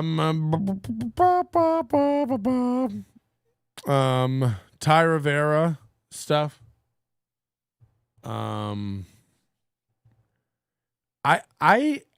He's got 3 new videos up. I really don't want to watch them. But I do want to talk about some of the stuff he's talking about. So he's burned a bridge with this guy who runs a show at a bar called Artifice downtown, named Sean Fitzsimmons. Newer comic, I guess. From what I heard here, he's a good dude. He doesn't book me for shows, so I'm not speaking from any kind of bias point. Ty used to work his shows. I guess Jocelyn Sharp was doing his show, and she mentioned, I don't want Ty there. It's uncomfortable. By the way, this is going to happen more and more, Ty Rivera. People are uncomfortable with you, man. You're not a good dude. You're not a nice guy. People see through your intentions. The reason I can sit here and have a show where people really, really disagree with me is because I'm pretty reasonable about it. Ultimately, I believe in your ability to reconcile shit for yourself and have personal freedom for yourself to make your own choices. And people who are intelligent can respect other people's opinions. They just can. Ty Rivera, people see through what he's projecting. Everything he does, everything he tries to explain is done with a manic energy that seems to have different motivations. People aren't retarded. They can see this stuff. They can feel it. It's desperate. As much as you want to love or hate vaccination talk or any of this stuff, we do talk about myriad things on this program. And sometimes it's current events. Sometimes it's silly shit in the news. Sometimes it's personal stories and experiences. Sometimes it's guests. A little later tonight, we'll be trying Carla's Salsa. So we try to mix it up. His show is primarily him trying to scramble to get his side of the story out regarding a lot of personal beefs. Now, just in the year we've been observing this dope, we've caught him in hundreds, if not 38,214,709 lies. Over and over and over, we've laughed and laughed and laughed while he keeps lying about the same things again and again and again. I have a residency for a month. My residency crushed it. I'm welcome here. I'm working there. Fact is, you haven't been booked at LA Comedy Club in 5 months. You've been shadow banned, as it were. Nobody's telling you you're not welcome there or not ever going to be booked there again, but you're not. You're not. So he goes up there and tries to pretend, "Oh, I'm going up to support," and he gets offered guest sets by people who aren't really in the know, that like Matt and Joaquin are kind of over him. Because here's the thing, he shits on any club he has a disagreement with. He shits on any friend or comic he has a disagreement with. And if you're sitting here watching this going, I'm friends with Ty. I love Ty. He's great. He's a really funny comic and a good friend of mine. And when he comes to town, we hang out. And when I see him, we go to brunch. And Ty's a great friend. I really, really, and I mean this, like, look, I'm not here to convince you otherwise. If that's what you believe, that's what you believe. We all have people who like have done really shitty things, but have always been cool to us. So I 100% understand where you're coming from. We've watched him on this show lie and use people over and over and over again. Probably a dozen of them. We watched him have falling out. We've literally watched him brag about people and talk about how great people are. Have a falling out with them personally over something he did, by the way, wrong. And then just say they're shit and they're never were funny and he shouldn't have associated anyway. They're too lowly. Like just really ripping them apart and shitting on them. It comes across bitter And he's too, mentally diminished to understand that when you tell us somebody's a banging comic 1 minute and then like have a falling out with them over some catty horse shit, and then you tell us that they're shit, it's like you lose all credibility as not only a comic, but as like a person who can recommend. He talks so much about my recommendation means so. It's like your recommendation means shit. It means jack shit. Bookers laugh about you all the time. There's a reason you are uncomfortable and cringy when you walk into shows now. Why your eyes are scanning the room. Why people are whispering about you and not coming up to you. It's over and over and over again. You're just digging yourself a grave. And now he's doing this thing, so he's lashing out again at Gooch, Brandon Hahn, Jocelyn Sharp, and Kool-Aid, our very own Kool-Aid. Now, Jocelyn Sharp, I don't want to get into airing out her personal shit, but she's, expressed that she's been having mental health issues lately, depression and stuff. And by the way, I feel like we're all a little fucked up in this pandemic, so, strap in. Clearly I am. I just yelled about vaccines to a bunch of strangers in a chat room. And I'm going to be eating salsa later alone past midnight like a gremlin that's gotten out of its cage. So we're all a little off the rails and, graded on a curve as you were. And she's had some, stuff go extremely not well for her this year. Personally. And she has every right to like be going through that. But aside from that, like Jocelyn Sharp is a very nice girl, woman, lady, who did a lot of work for Ty and the Laughed Out Comedy Festival that he dreamed up and failed with. It was a one, just like everything else Ty does, it was a one and done thing. Primarily because his friend Stephen Roberts and Jocelyn Sharp did all the work. Now, he was cool with them and thought they were great comics and booked them. And, you can go back and read his social media where he praises them and they're amazing and stuff. I think he's still friends with Steven. Hasn't burned that bridge yet. But we've watched him burn all the bridges with Jocelyn Sharp and Brandon Hahn and Adam Dominguez and Jay Hollingsworth and Amy Blackwell and George White. We've heard about the road horror stories about him losing contests and screaming at his driving comics. He's lost other comics who have worked with him. I get all the messages. He's been run out of Phoenix twice. He's been run out of LA. He's not welcome at the Comedy Store. Somehow he fucking sucked Jack Slammy's dick. Now he's back at Chonkla's. This guy is losing it. He's running out of places to hide. Sorry, do comedy. Big J Elbowsworth is texting me. Hey, don't worry about my show. I'll program it. So one of the things he's going after Kool-Aid for as well now is saying that Kool-Aid. Now, look, we got to talk about uncomfortable things, and I got to be fair here. So I got to talk about Kool-Aid shit just as much as I'm going to talk about Diaz Mackey shit coming up. Because both these guys, I considered friends of mine. From what I understand, Diaz Mackey and Waldeck's probably going to drool all over his train set when I start talking about this.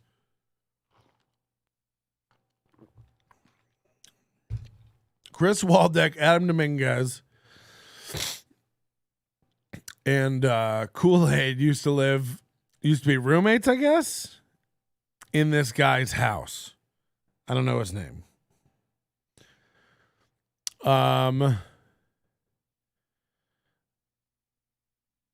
I guess this guy has a record as a pedophile. Child porn or something like that. I don't know the details. Ty doesn't either, but oh yeah. I'm sorry, this contact is so dry. And it's just it's like Mm. Okay. Does anybody get any eye drops? Come moistens my balls. They used to all live in, I guess, Kool-Aid brought this guy one time to Bobby and Crystal's house. We all know Bobby and Crystal from Ty's ranting every week about nothing. By the way, have you ever met somebody who has so many problems with so many people? And can't really like convey what they are in like a concise manner. Like if you listen to him, he has like 98 beefs going on and you're still like, about what though? Because he just rambles. So yeah, Adam Dominguez, Chris Waldeck, and Kool-Aid used to live in a house with this guy named Mike, and he is a pedophile. I guess he has like child porn charges. And so I guess they found this out because they invited him to Bobby and Crystal's house. They were having a party. Bobby and Crystal have kids. And the story goes, I don't know if this is true or not. This is all alleged.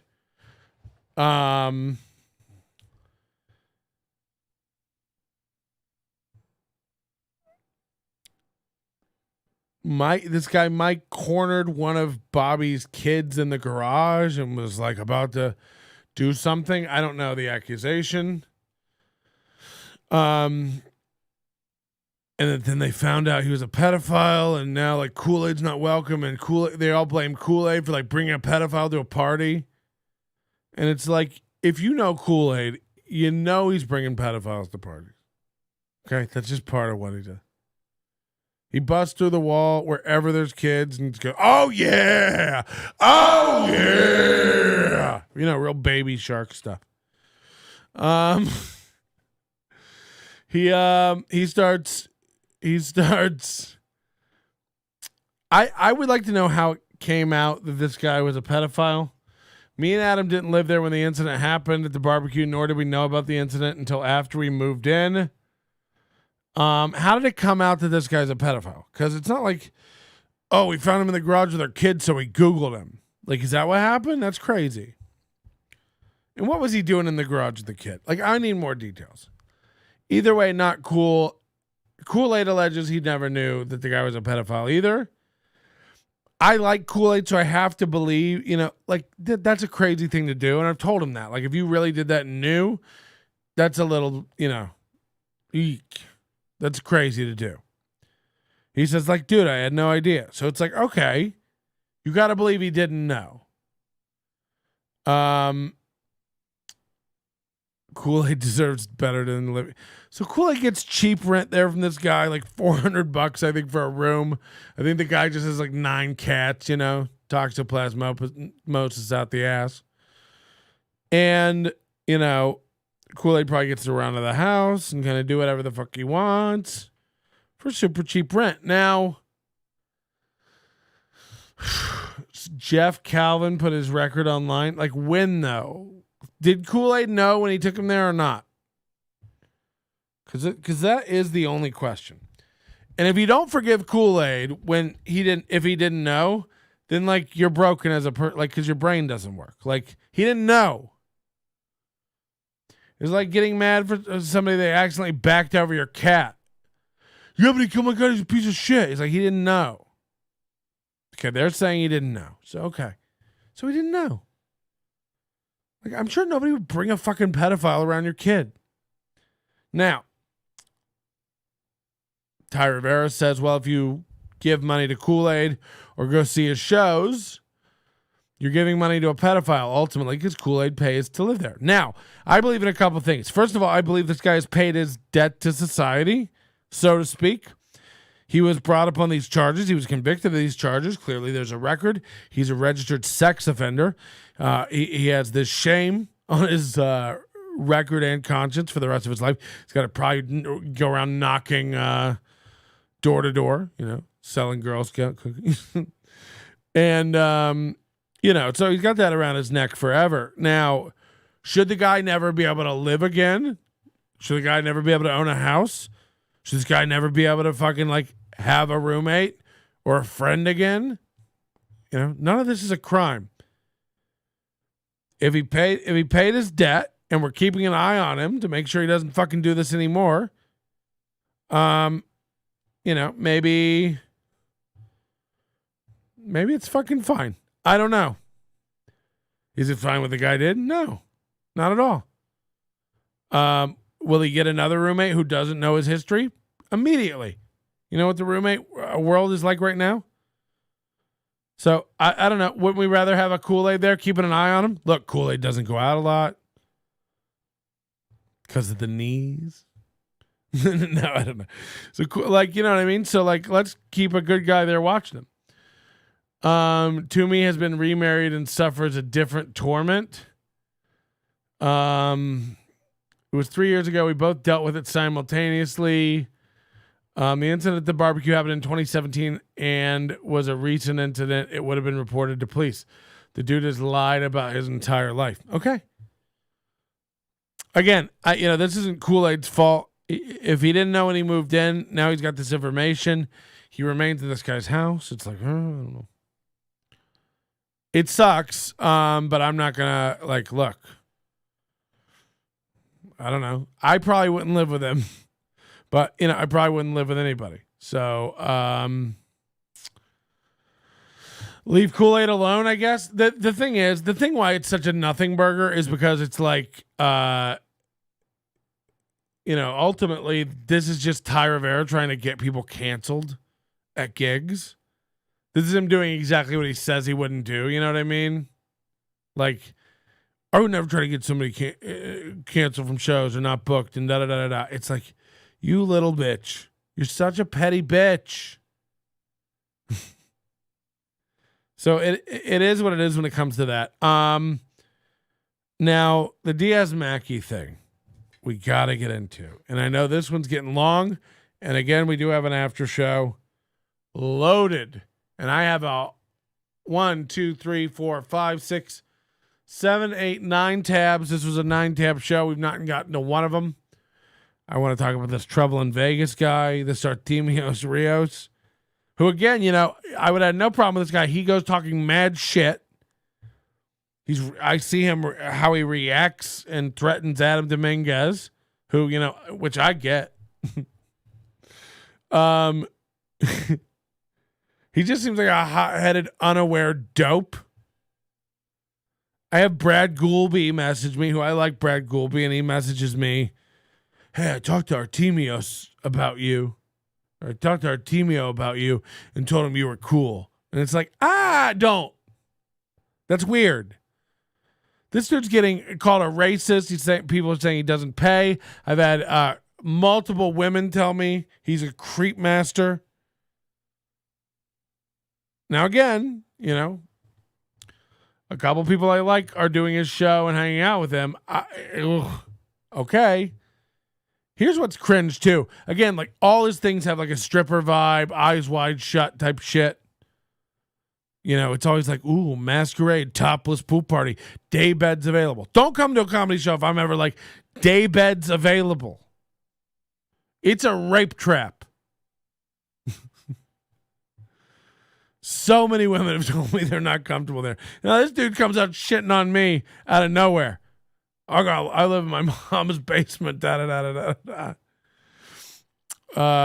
Somebody in the chat says I got paid. Yeah, well, I don't know when you did the show, but after you get dragged through the fucking mud online, I imagine people get paid. I don't know. I look at his poster; it's all fucking unknown open mic people, and he's been accused by 3 or 4 regulars in the community who know that he doesn't get paid. I've heard he tried to pay with cocaine. I've heard he, takes girls up. Yeah, 2 weeks ago. Okay, so after all this came out. So yeah, I imagine he's really paying people now. And look, I guess he's in rehab, getting all this stuff done. The guy, Meg, it's too cringe. Don't ever come after me and call me fucking cringe. Don't ever come after me and call me fucking cringe. It's fucking insane. You do your hair up in devil horns and talk about day beds at comedy shows. And by the way, if you post another video sweeping around that pool like it's a dope fire spot that's litty AF again, I'm going to fucking have everybody on YouTube flag it. It's insane.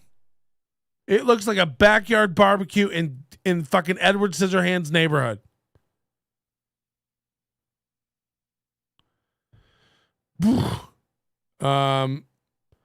You're out of town. He doesn't do that for locals and the hosts that all leave a show. I'm telling you, like, where there's smoke, there's fire. People are saying this dude doesn't pay and creeps girls out. Okay. Black people are calling him a racist. I watched him go off saying I live in my mother's. Do you know what a basic insult that is? This guy from his mother's basement. It's like, Jesus Christ. Fucking catch COVID and die. Or apologize.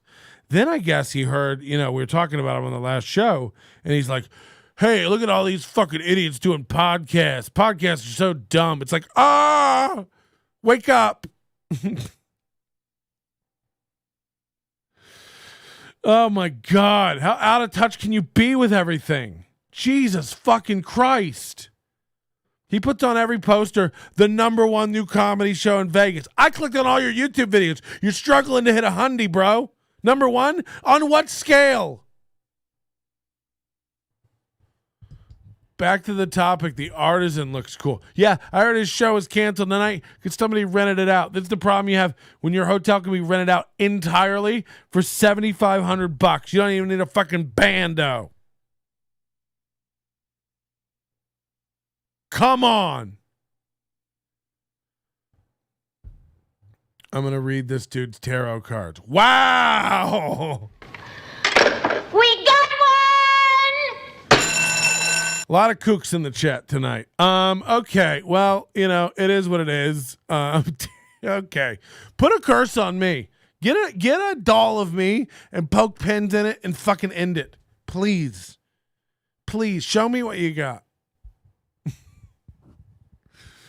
Oh, fucking hell. Here's $5 for your lodging. Make sure you march upstairs and give it to your mom, Patrick. No cheatsies. Fuck. This guy always gets me. Oh, no. Thank you very much for the donation. We got a lot of fans in the chat.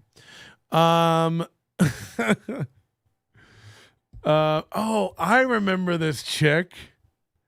This is that Texas chick that did that show with Ty where she was like in a hotel.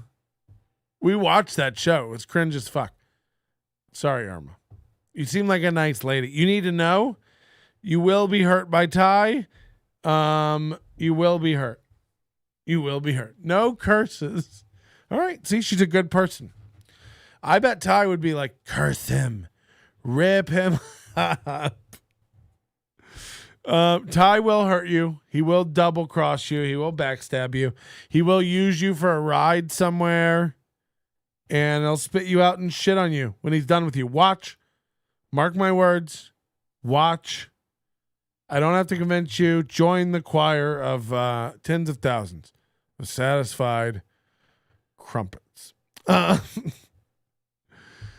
Oh, yeah. This Trouble in Vegas guy, like, I'm telling you, and now he's begging people to vote for him on Best of the Bay. It's like, I thought you were already the #1 new comedy show. Because that's what you tell everybody on your posters. We're the #1 new comedy show with a new open micer heading every night. Look at this. Look at this video. 87 views. May 14th. Are you the #1? 18 subscribers this summer. Gonna be legendary. Is it? You guys enjoy yourselves tonight? You guys had a good night? Great show for you guys this evening. The music means it's gonna be banging. To the first Trouble in Vegas. Hands out. By the way, everybody. don't ever introduce the first of something with this much energy and confidence. You don't know how it's gonna go. Look, turns out the guy doesn't pay people. Put your hands together for that man putting this shit together. For the first Splash Comedy Show right here at the Artisan. Yo, we're going to do this shit more in Las Vegas during the summertime, so y'all got to keep on coming out and supporting this live comedy. Thank you, guys. Appreciate you guys. Love you. God bless. My name is Ricky Byrne. I've been your host and MC. What the fuck? Have you ever seen a comic before? Thank you. Good night. Hold on, that was the end? Oh, no. I like this Bruce Purcell guy. He's a very nice dude. It's all about humanity.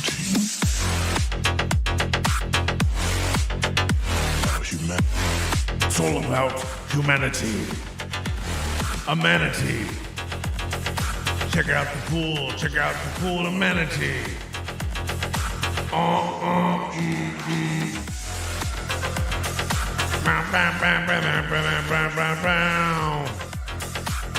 I'm calling it. I'm telling you right now. This is Baby Shark. I classify everything as Baby Shark or Daddy Shark. This is Baby Shark. 100%.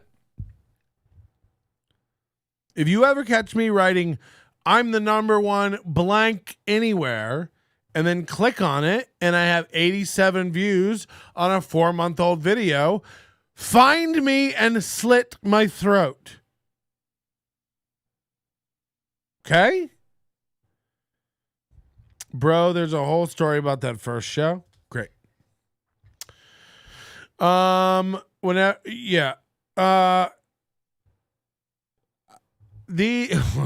So Diaz, we should get into Diaz Mackey. Anyway, I find that guy very upsetting. All your Facebook, he created a group on Facebook called Trouble in Vegas, like trying to get people to join your group. All your posts have one like. I've never seen anybody. It's more cringe. Like, I'm at this party. Come hang out. Somebody. You tag 38 people. Are you okay? Are you lonely? I'm going to Guns N' Roses tonight and have an extra ticket. Anybody want to go? Oof. Oof. No thanks. And you know what? I'm a big fan of Guns N' Roses. Take me down to the Paradise City. Oh, wait. I got to sit next to Artemio. No thanks. It's real Baby Shark. Baby shark do-do-do-do-do, baby shark do-do-do-do-do, baby shark do-do-do-do-do, baby shark. You know what I'm saying? It's amateur hour. If you post 3 times in one day, someone come hang out with me. And by the way, tagging people like crazy, it's bananas. When did Melton start lisping? When I was born. You know, in 2005, they told me I have the butt sexiest voice in podcasting. Are you on TikTok, Patrick? No, I tried to create an account. Jocelyn tried to get me into it 2 years ago. We tried to, hook it up, and I can't figure out how to log in or make a video. If somebody would like to make an official Nobody Likes Onions TikTok, I don't know how that works or the videos. Someone come hang out with me, P Mel. What does that mean? Where? Like in your own room? You're the big rich podcaster, man. You take us, you get a private island and a jet. It's my birthday in November. Where are we going? I want to go to Cancun. Where did you go? He was in Mexico, Boudet, with his woman. Just kept posting pictures, feeding her strawberry cheesecake. He doesn't understand you're supposed to feed him strawberries. He was feeding her strawberry cheesecake. Whole slices of it. You look dance-ish, Patty. Come on. I like that stuff. Anyway, look. I want to get along with people. I want to be nice. I have problems with 2 people in this community, unrelated, and everybody else either has a problem with me because they're too close-minded to get to know me. These are people like Ryan Barassa and stuff. And then there's like nice people that I've met through Ty fucking them over, like Ralph Totella, And I think Ralph Totella is going to come out. I'm doing in October. I go out and start doing shows again. Tulsa, Wichita, Little Rock, Oklahoma City, headlining, 30 shows. Come on. And then Ralph Totella is going to drive out there. He's going to do some guest sets. He's a nice boy. He smokes weed. We're going to have a good time. You know, all because Ty Rivera stole $1,200 from him, allegedly, and threw a relationship away with, a comic. Ralph is featuring for Patrick, confirmed. No. He said he's going to come do some guest stuff. He's not featured. Don't put that stuff on me. I don't like that.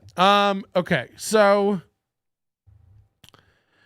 I ran into I've known Diaz Mackey for, God, it has to be 10 years. He did the podcast a few times in LA.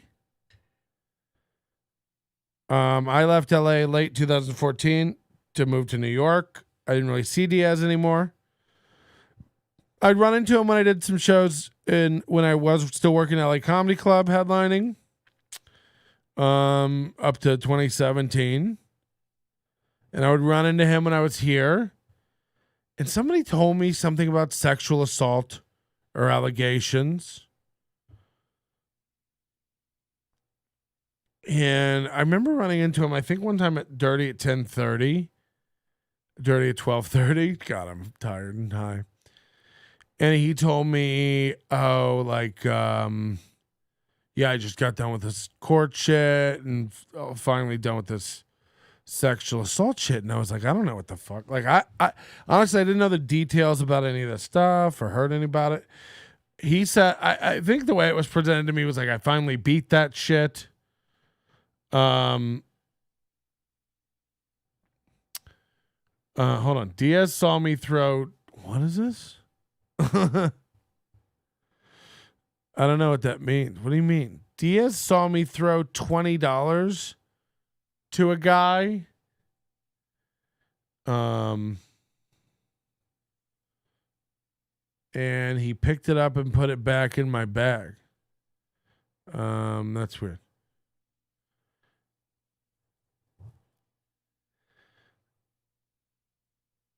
It's weird that you're doing shows again at the same time as Chris D'Elia, Louis C.K., and Bill Cosby, too. Did you see what they were doing? Is Bill Cosby doing shows? Did I miss this? That's crazy. I would go to that. I'd have to see what this old folk's going to say. You would be giving money to a rapist. Probably. First of all, I bet you can't prove that you've never given money to a rapist. So, by the way, my solution for the homeless is to round them up. I literally probably have such little sympathy for homeless people and people. This is not a popular stance, but fuck them. Fuck homeless people. Kick them when you see them. Fuck them. I want you to really think about what it would take for you to become homeless. Now, I assume all of you make minimum wage. How do you feel about the Nintendo Switch family of systems? Well, I'm glad you asked. The tough question. I don't know. I will say this. Homeless people, they're not good for anything. They don't contribute to society. And I would ask you what you think it would take for you to find yourself sleeping on the street. Now, look at all this stuff. I present to you nothing short of mental illness. So, if everyone on the street, long term anyway, like houses on a market. How long has a house been on a market? 30 days. Something's wrong with it. Okay? You see a lot of offers on it, but it never quite kicks in. Right? Something's wrong with that house. I'd submit the same program for homeless people. Over 30 days, it's not all there. There's a problem with the foundation. It failed inspection several times. This is a broken person, okay? Because everybody in my personal life, which I try to keep far away from this program. let's say everybody in my personal life turned their back on me and it was like, whatever. Like I have the show and I think somebody would offer me a couch to sleep on at a minimum. And failing that, I think if I could walk into a church and find a compassionate person, I'd be able to convince them to take me in while I got back on my feet. Okay? Because people who go to church are fucking idiots. But when you're mentally ill, you can't maintain relationships with friends, family. You can't really maintain a job. And at some point, everybody in your life turns their back on you, right? So you've really been spit out the bottom of the, phone a friend barrel when you're on the streets for 30 days. And I would suggest that we sweep you up like rotting fruit at that point. If you won't voluntarily go into a program, where we can tell, hey, maybe if we get this person off heroin, they'll be a contributing member of society. Okay, great. If you're not interested in doing that, or we do get you cleaned up and you still seem to be a functioning tard, we're going to march you over to what we call the alternative fuel barrel, where we burn your body for warmth and or electricity, a la solar power. Patrick, you going to burn dead homeless people? No. Why waste the resources on killing them first when we can just burn them alive? Maybe the screams will provide more energy. You know what we do?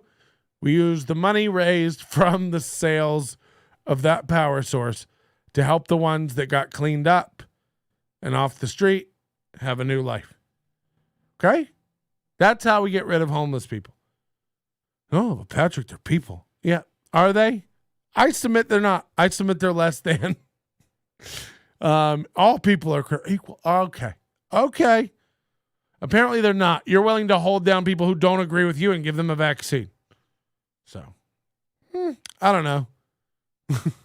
Look, not a popular opinion, but if I had it in me too, you'd also wouldn't be able to have a child without proving you could pay for it all yourself. And by the way, the minute you can't pay for it anymore, we put it into the alternative fuel barrel. You can't buy a car. You can't get a house unless you can prove to a bank that you can afford to fucking keep it up. Yeah, we're just going to let you shit out kids, You lost your job at Frito-Lay 6 years ago, okay? Workers' comp. You haven't worked since. You're just going to keep having kids? No. The state is stepping in. We're preventing it. Sorry. Burn the homeless, burn the kids. I'm Patrick Melton. I'm running for president, and I approve this message. Popular? Probably not. Moody would hate it. Moody would hate that. If one homeless man dies, it's too many. They don't even have homeless people in New Zealand. Wonder what they do with them. Throw them in the volcano? Nobody knows. Nobody really knows. Or tax the rich, LOL. Yeah, I love that meme. This is the other thing too. Is like, this is such a fucking this is such a low fucking person. Anyone you see go, the problem is billionaires. It's like, okay. Which problem is that? Oh, you're a loser. You look for it. Look for anyone who says black people don't have access to internet or can't figure it out. Look for people who say billionaires are hurting the working class. It's like everything is hurting the working class. Your fucking McFlurry addiction is hurting you. Okay? You still keep lining up and throwing money at Ronald McDonald whenever the ice cream machine's working. Am I right? You're going to blame everything. That's what you people love to do. Blame everything for why you suck. I'm not rich because billionaires just don't. Did you know 1% of the 1% of the billions that we could build a house for every we could give each and every homeless person a Subway franchise. It's like you have a small brain. This is Baby Shark stuff. Baby shark do-do-do-do-do, baby shark do-do-do-do-do, baby shark do-do-do-do-do, baby shark. Yeah, and it won't soon be forgotten. Oh God, I'm really being hard on everybody today. I don't know. Maybe I don't know what's what. Maybe I've been wrong about this whole thing. High school. So Diaz Mackey, keep getting on sidetrack. So Diaz Mackey, from what I was led to believe, like, he told me. Oh, then I heard the story this year. I think was like, oh, they guess they were having sex with a condom, and then Diaz like took the condom off without telling her, and they keep calling that sheathing. I think it's called stealthing. Whatever. And apparently that's what it was all about. And I was like, all right, well, it's not like you. Look, I'm not saying it's right. Let's get this out of the way up top. This is very cringe Baby Shark stuff. So, I'm not endorsing that at all. But I don't think it's tantamount to penetration without consent. Okay? Now, I'm not saying this is what happened in this case. What I'm saying is what I was led to believe and understand was they were having consensual sex. He took the condom off and kept going. Now, shitty to do. Should it be a crime? Yes. Should it be a crime equal to physical penetration without consent, forced rape? No. Big stance. A different crime should be a different thing? Yeah, I think. Just as fucked up, just as wrong. And by the way, if anybody's his roommate, I would put the same onus kind of like with the Mike Toomey thing and the Kool-Aid thing. It's like, were you never going to be roommates with Diaz Mackey now because he's look, by the way, I don't know if he was convicted or not. I don't know any of the details of this case or outcome of it or whatever. I do know this. Diaz Mackey moved to Seattle and moved in with his girlfriend just weeks ago. Now, I saw him a couple months ago, and he seemed fine and friendly. I made a video about him not being able to use commas correctly. He saw that and laughed. So I've considered Diaz Mackey a friend. I heard about that behavior and of course was like, that's, I can not agree with that 100%. That's crazy. But again, if you go through the court and you prove you didn't do it, or you go through the court, and you're not found guilty, or you go through the court, or you pay your debt or whatever it is, whatever. We never going to be friends with anybody who's done anything wrong. But I don't know. Never heard the other side of it. Now, I guess like around Tuesday or Wednesday, some bombshell article got posted by this woman who claims Diaz Mackey raped her. Now, her name is Shauna Christmas. I don't know if that's a real name. It's crazy. And she wrote this long article. She's a comic, by the way. I have a show coming up with her.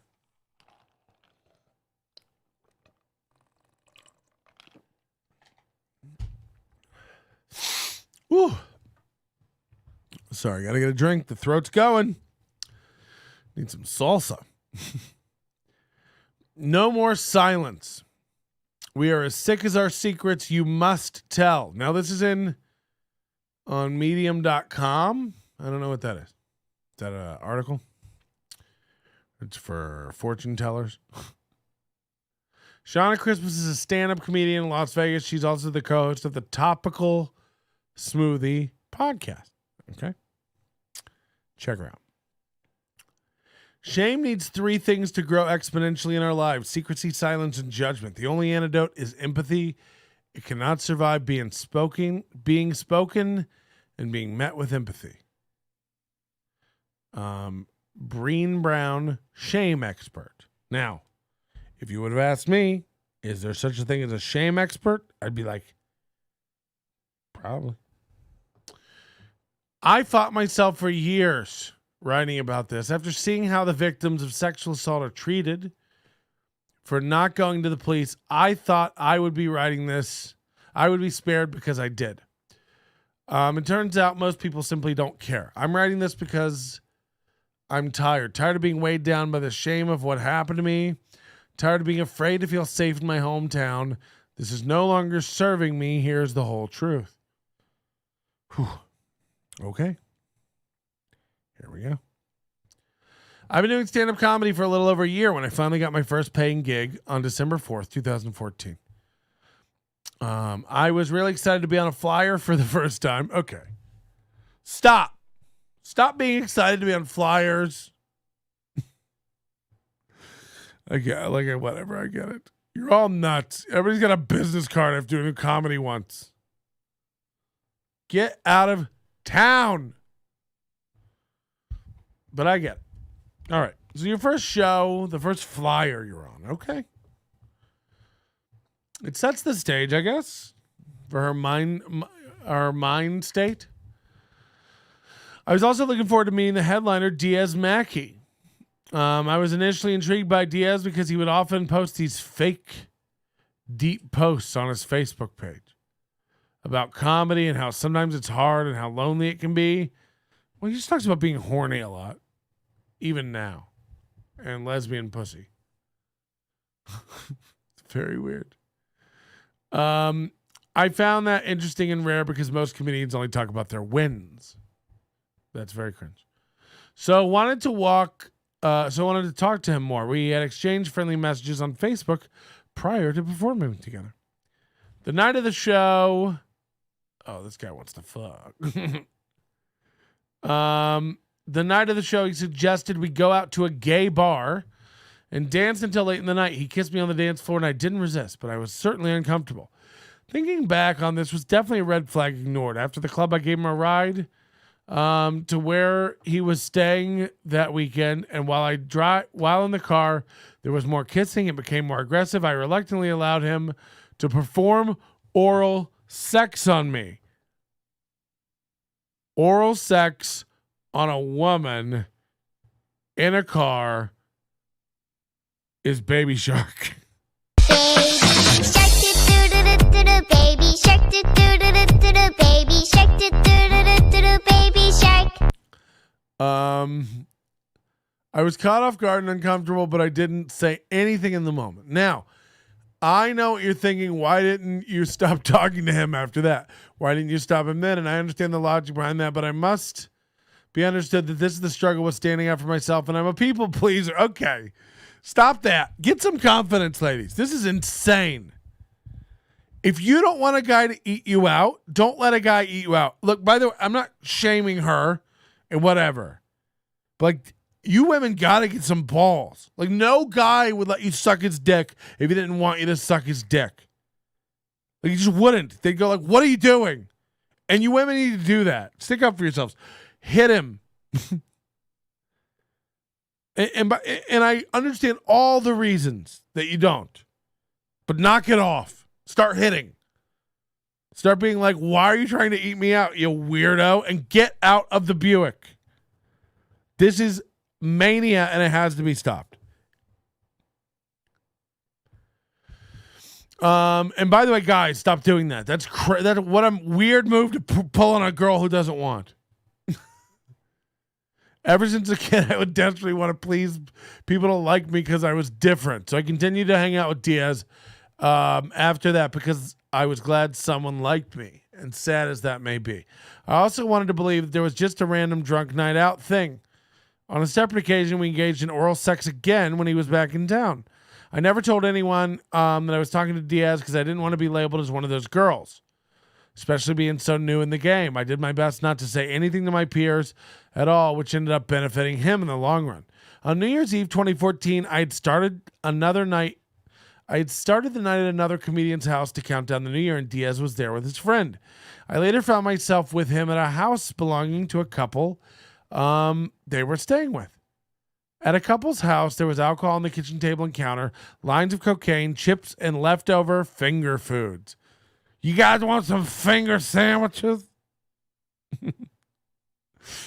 A few bar stools were pushed up to the table, and I was invited to sit next to him.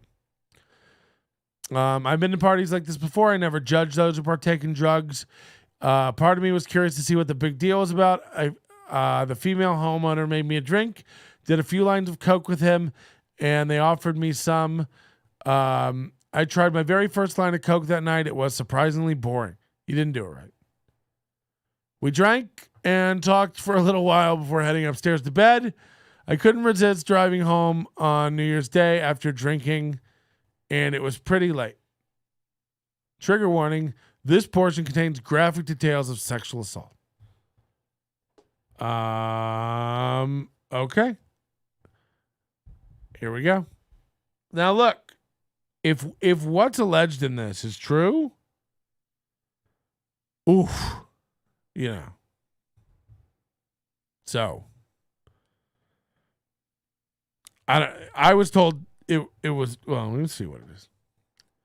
The room upstairs had a mattress on the floor. It smelled like stale fast food and old weed, like a teenage boy's room. What a narrative. Or one of a starving artist. I had laid down on the bed, fully clothed, and attempted to get some sleep. Then I was being cuddled, which was okay. Then there was kissing and an attempt to remove my shirt. No, stop, I don't want to, I said. My requests were ignored. More and more, I was advanced upon. My cries of resistance went unheard. My pants were being unzipped, and I tried to push them away.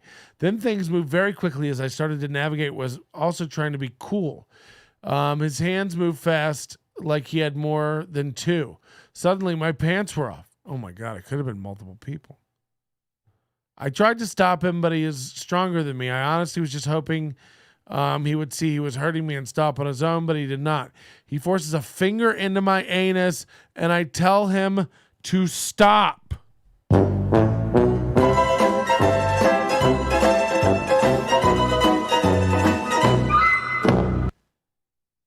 Romantic, somebody said. This is insane. I mean, Diaz, if you did this shit, dude. He gets on top of me. I try to fight him off, but he twists my arm. At that point, I thought it would be better for me not to fight. He attempts to penetrate me. I beg him to put a condom on. If I stopped the assault, I was at least trying to stop a pregnancy or STD. I was surprised that he obliged, only to find out later he stealthed me. Oh, okay. Stealthing is, I think it's sheathing, right? Stealthing is when a man removes a condom without telling his partner during sex, which is viewed as a form of assault. Fortunately for me, the cocaine started to affect his performance. He was unable to complete the mission. He did it right.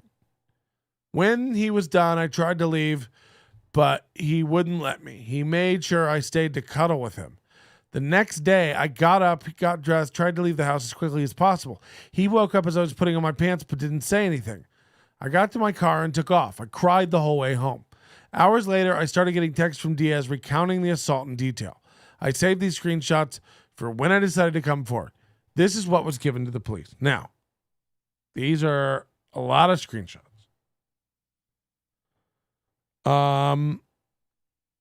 I'll say this.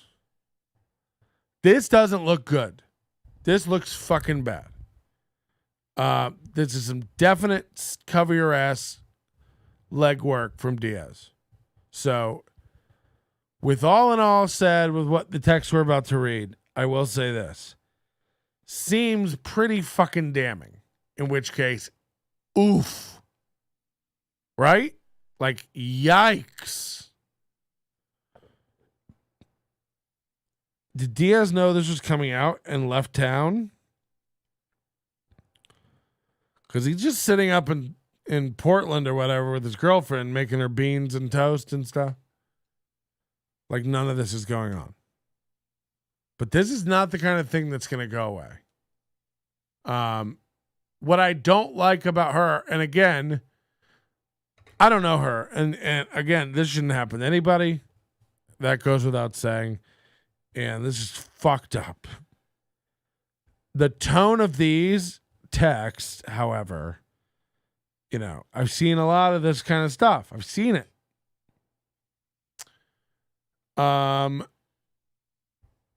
Diaz had already seen this. Yeah, I bet.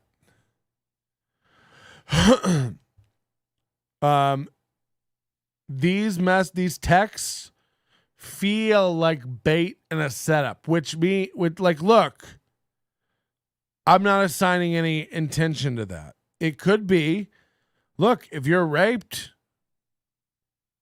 you're going to need evidence. You got to prove it. So, you know, if that's what you're doing, you're kind of like texting and manipulating and milking and trying to get him to say certain things. Okay, fair enough. Because you have to prove this rape, fine. But there's also a version of this where you're trying to make it seem like more than it was. Again, I can't make that fucking call. This looks really bad.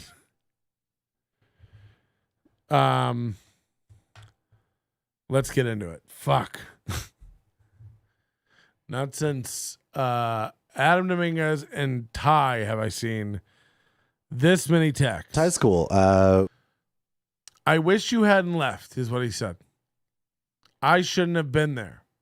Yes, you should have. You shouldn't have left the way you did. You're disrespectful. I'm sorry. No, you're not. I am, though. I wish you hadn't left. You took that condom off and hoped I didn't catch you. You're sneaky. You lie. You don't listen to me, and you don't care about me. You keep making this about you.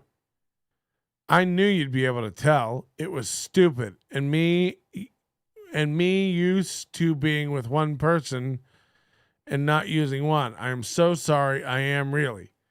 You still tried to force your way in like that wasn't a big deal. I can't trust you. No, I stopped. I'm sorry. You didn't. How many times did I tell you to stop? I honestly don't remember. I remembered sliding off, saying I couldn't feel you, but thought I stopped when you stopped me. I'm sorry. You were forcing me to cuddle with you, being super aggressive. You tried to manipulate the situation so you get what you want. Blame a lot on the alcohol and me wanting to cuddle. You hurt my arm. I'm not blaming the alcohol. I'm blaming you. For that, I'm sorry too. I didn't know it hurt. Take responsibility for your actions. I'm sorry. You said you were sorry and you still kept at it. You don't mean it. You think that's going to make it okay? You scared the shit out of me. I do mean it. I'm very sorry. That I never want. I'm sorry. I feel horrible. I'm so sorry. You shoved your finger in my ass and I told you to stop. You didn't. You don't give a fuck about how you hurt me. You're a monster. Did I? It's like, smell your finger. I feel like you'd either be caught brown-handed or not with this. This is getting uncomfortable. Tommy Salami in the chat says, this is not the only girl to say this about Diaz. I mean, what? Yeah, I mean, usually this isn't like a thing somebody does once if they get away with it. Easy excuse. It's not an excuse. I did what I did and I'm sorry. I don't remember it though, honestly. You remember taking the condom off though. That happened right after. You're picking what you want to remember. I do remember that. I don't remember the other part. No, I'm not. I like to remember the whole thing. Well, I remember all of it. Shanna, I'm so sorry. That's not what I intended at all. You don't understand the word. That's a bad thing. Yeah, that is. I don't remember you saying stop except the condom and this morning. I'm sorry. You do the same thing when you're sober. That's my fault because I know the kind of person you are and I gave you another chance. I was stupid for that. I'm sorry. I swear to you I am. You wouldn't even let me go home. Like she's saying all this stuff, so I didn't want you to go. Not like that, at least.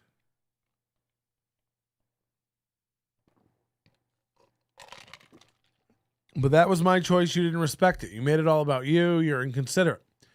You're right. I'm sorry. Why would I stay with you after everything you did?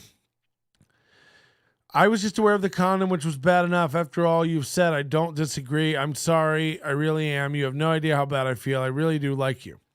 You have a fucked up way of showing it. You seem to make a good case. I'm sorry. I seem? Wrong word.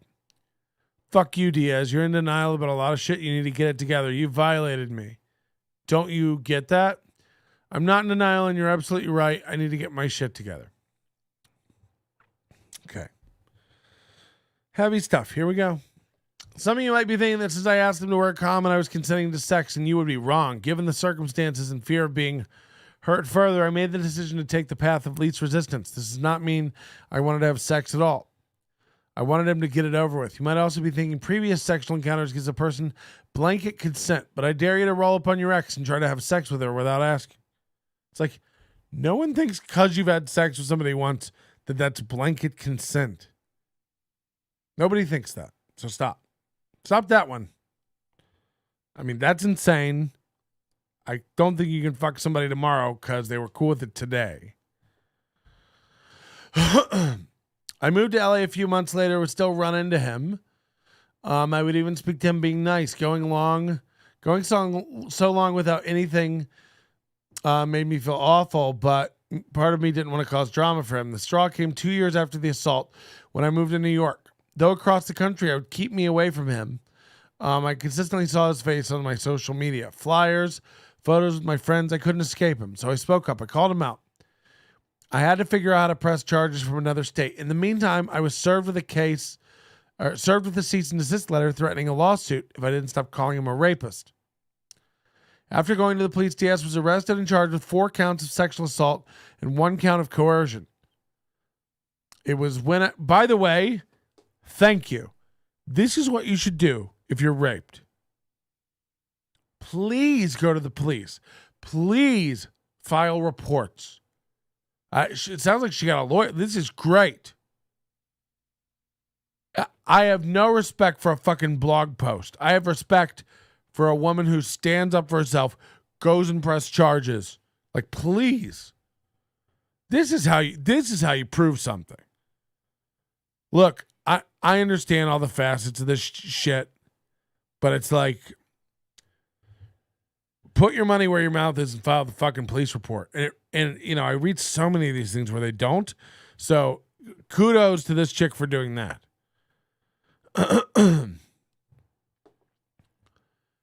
After going to the police, Diaz was arrested and charged. It's also when I learned he had 2 previous domestic violence charges in the past. And his real name is Randolph. Okay. The district attorney pleaded him down to conspiracy to commit battery because I wasn't the perfect victim. They literally said because I did coke that night, a jury wouldn't believe me. Also because I waited 2 years to come forward. And based upon some things people have said about victims, I guess I understood. So here we are. Misdemeanor, citation dismissed, misdemeanor dismissed. Felony. These are the priors. I had other victims of sexual assault say what happened to me was consensual sex gone wrong because I wasn't snatched in a dark alley and raped by a stranger. That person is wrong. And anyone else who thinks so. Okay. Well, now it's getting emotional. When someone says stop and you don't, that's assault. Yeah, of course. If that person's trying to move your hand away and you push them, that's assault. If you side with Diaz or any sex abuser, you might want to ask yourself why. I mean, first of all, stop. Another thing too is like, and this is, goes to people who's like parent or a loved one died from COVID. It's like, this is all bad stuff, but you got to stop looking for someone to blame. Now, look, if you got raped, the person to blame is the rapist. So I'm not saying that. This thing where we're like, Kool-Aid, lives with a a sex offender. He's on the sex offender registry. So you should never talk to Kool-Aid or be friends with Kool-Aid, or Kool-Aid should move, or like, this is not the country we live in. This guy served his time. He's on a sex offender registry. He's being monitored by the government, in theory. He's also being monitored by Kool-Aid. I imagine if Kool-Aid heard, kids in the other room eating Jelly Bellies, he'd bust the door down. Oh, yeah, let me get in on this. No. But stop making everyone pick a side on your weird thing. Also, and I don't mean your weird thing like sexual assault's weird. Like, everyone's against sexual assault. No one's sitting here going like, Diaz Mackey raped you. That's between you and Diaz. I don't know if it's good or bad. It's like, if he raped you, this is insane, and that's awful. We're all there. We all believe that. Everybody. So no more wagging the finger at the public. Those people who still work with Diaz and give him places to feel safe to perform, those are obviously not worth my time. But the people I thought were my friends and turned their backs on me are who hurt the most. It's obviously taken me a long time to sort things. Well, you have to understand, like, if Diaz is friends with people, he's going around telling people, you're lying. When you have receipts. You filed reports with police. So this looks great. So I'm not sitting here going, you're lying. So stop being mad at your friends. Like, this shit's awkward. And by the way, I have sexual abuse in my family, and stuff. I've been close to this stuff for a long time. No duh, it's bad. But it does make people very uncomfortable. People also don't know what to say to friends when they do go through this stuff. So people always say, oh, well, they must not believe me, or they turn their back on me. It's like, people are just fucking selfish and weird. I'm pissed at the cowards who didn't have my back. It's like, yeah, people just don't take up swords for this kind of shit. It's weird when it's close. But the people who did and who do, they're the best people. I'm thankful for them. Great. I should not feel like a bad person for going to the police. You shouldn't. And I'm tired of beating myself up for doing what everyone says victims should do. Yeah, like, this is your own problems. Like, I shouldn't have to beat myself up. It's like, right. I mean, you know what I mean? So, yeah, don't beat yourself up. Stop that. Knock it off. But this is like, telling Ty. It's like, you have to get past this in your head. It sounds like your friends look, you have to even you can't reconcile it. You're having trouble with guilt. So cut your friends a little slack, I would say. It doesn't mean they're not your friends, and it sure doesn't mean they took his side. This kind of stuff's hard for people to deal with. Unfortunately, I'm not doing this for you. I'm doing it for me. It's like, again, stop being mad at me. I know a comic who say Big Irish Jay Hollingworth tried to touch his hog in a movie theater watching Iron Man 2. That was a boring one. I love myself enough to do this now. Okay. Well, there we go. Shanna Christmas. Look, it's pretty fucking damning. If he did this shit, it's crazy. It never looks good. This is always too where they go like, oh, she accused him of rape and then he had to do time. Like, that just, we believe the woman. It's like, again, somebody in the chat said this isn't the first time he's been accused of that. I had an LA comic tell me a very similar story. Says Tommy Salami. Now look, this is all anecdotal stuff, and you can look at it a lot of ways. But it's pretty fucked. And when you have screenshots and police reports, oof. This is not like when Ty Rivera says, I'm going to come get you for stealing my show and costing me money. And then I get a lawyer and go, prove it. And he goes, never mind. I'll be over here. That's a daddy shark move. Daddy shark, daddy shark, daddy shark, daddy shark. Daddy shark stuff. Okay? Bring it back to taking the power. Okay? Don't let other people do things to you. That's homosexual. Okay? Pretty crazy stuff. I didn't even get to talk about the Bishop Sycamore thing. That's crazy. If you haven't heard about that, that's nuts. ESPN really bungled it. God, I have more New York stuff I want to talk about. Hotels, flights, all this stuff. But we're coming up on, what are we at? 2 hours and 93 minutes. We're over 2.5 hours, right? So we'll take a break. It's 1 a.m. I am going to fire up the Salsa Mobile. And we're going to get into some Carla's salsa. If you like the show, consider joining the Overdose. Support the show. Look, you pay some fees. A little bit of money trickles down to the show. You're going to love it. And again, we do special shows and stuff. Like, you want to see the Carla Salsa stuff? You're not watching live. You're going to have to join the Overdose. That's just the way it is, okay? Also, I think it would be obliged. Patrick, are you jealous of Johnny B's lucrative broadcast career? Please don't remind me.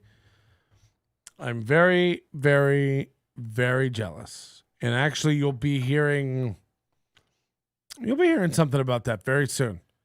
Put a pin in that one. Guys, if you want to join the Overdose, if you want to learn more about the show, if it's your first time watching and listening, please check us out at our website, carlasHomemadeSalsa.com. I wish that was a joke. We got it. Also, join the Overdose and stuff. If you're watching this live, we're going to go away. We're going to take a little break. We got to reset, go to the bathroom, get a drink. I'll play some music. We're going to come back. We're going to try some salsa. We're going to have a part 2 after show party. Okay. If you're listening to this recorded, join the Overdose to get it. Carla'sHomemadeSalsa.com.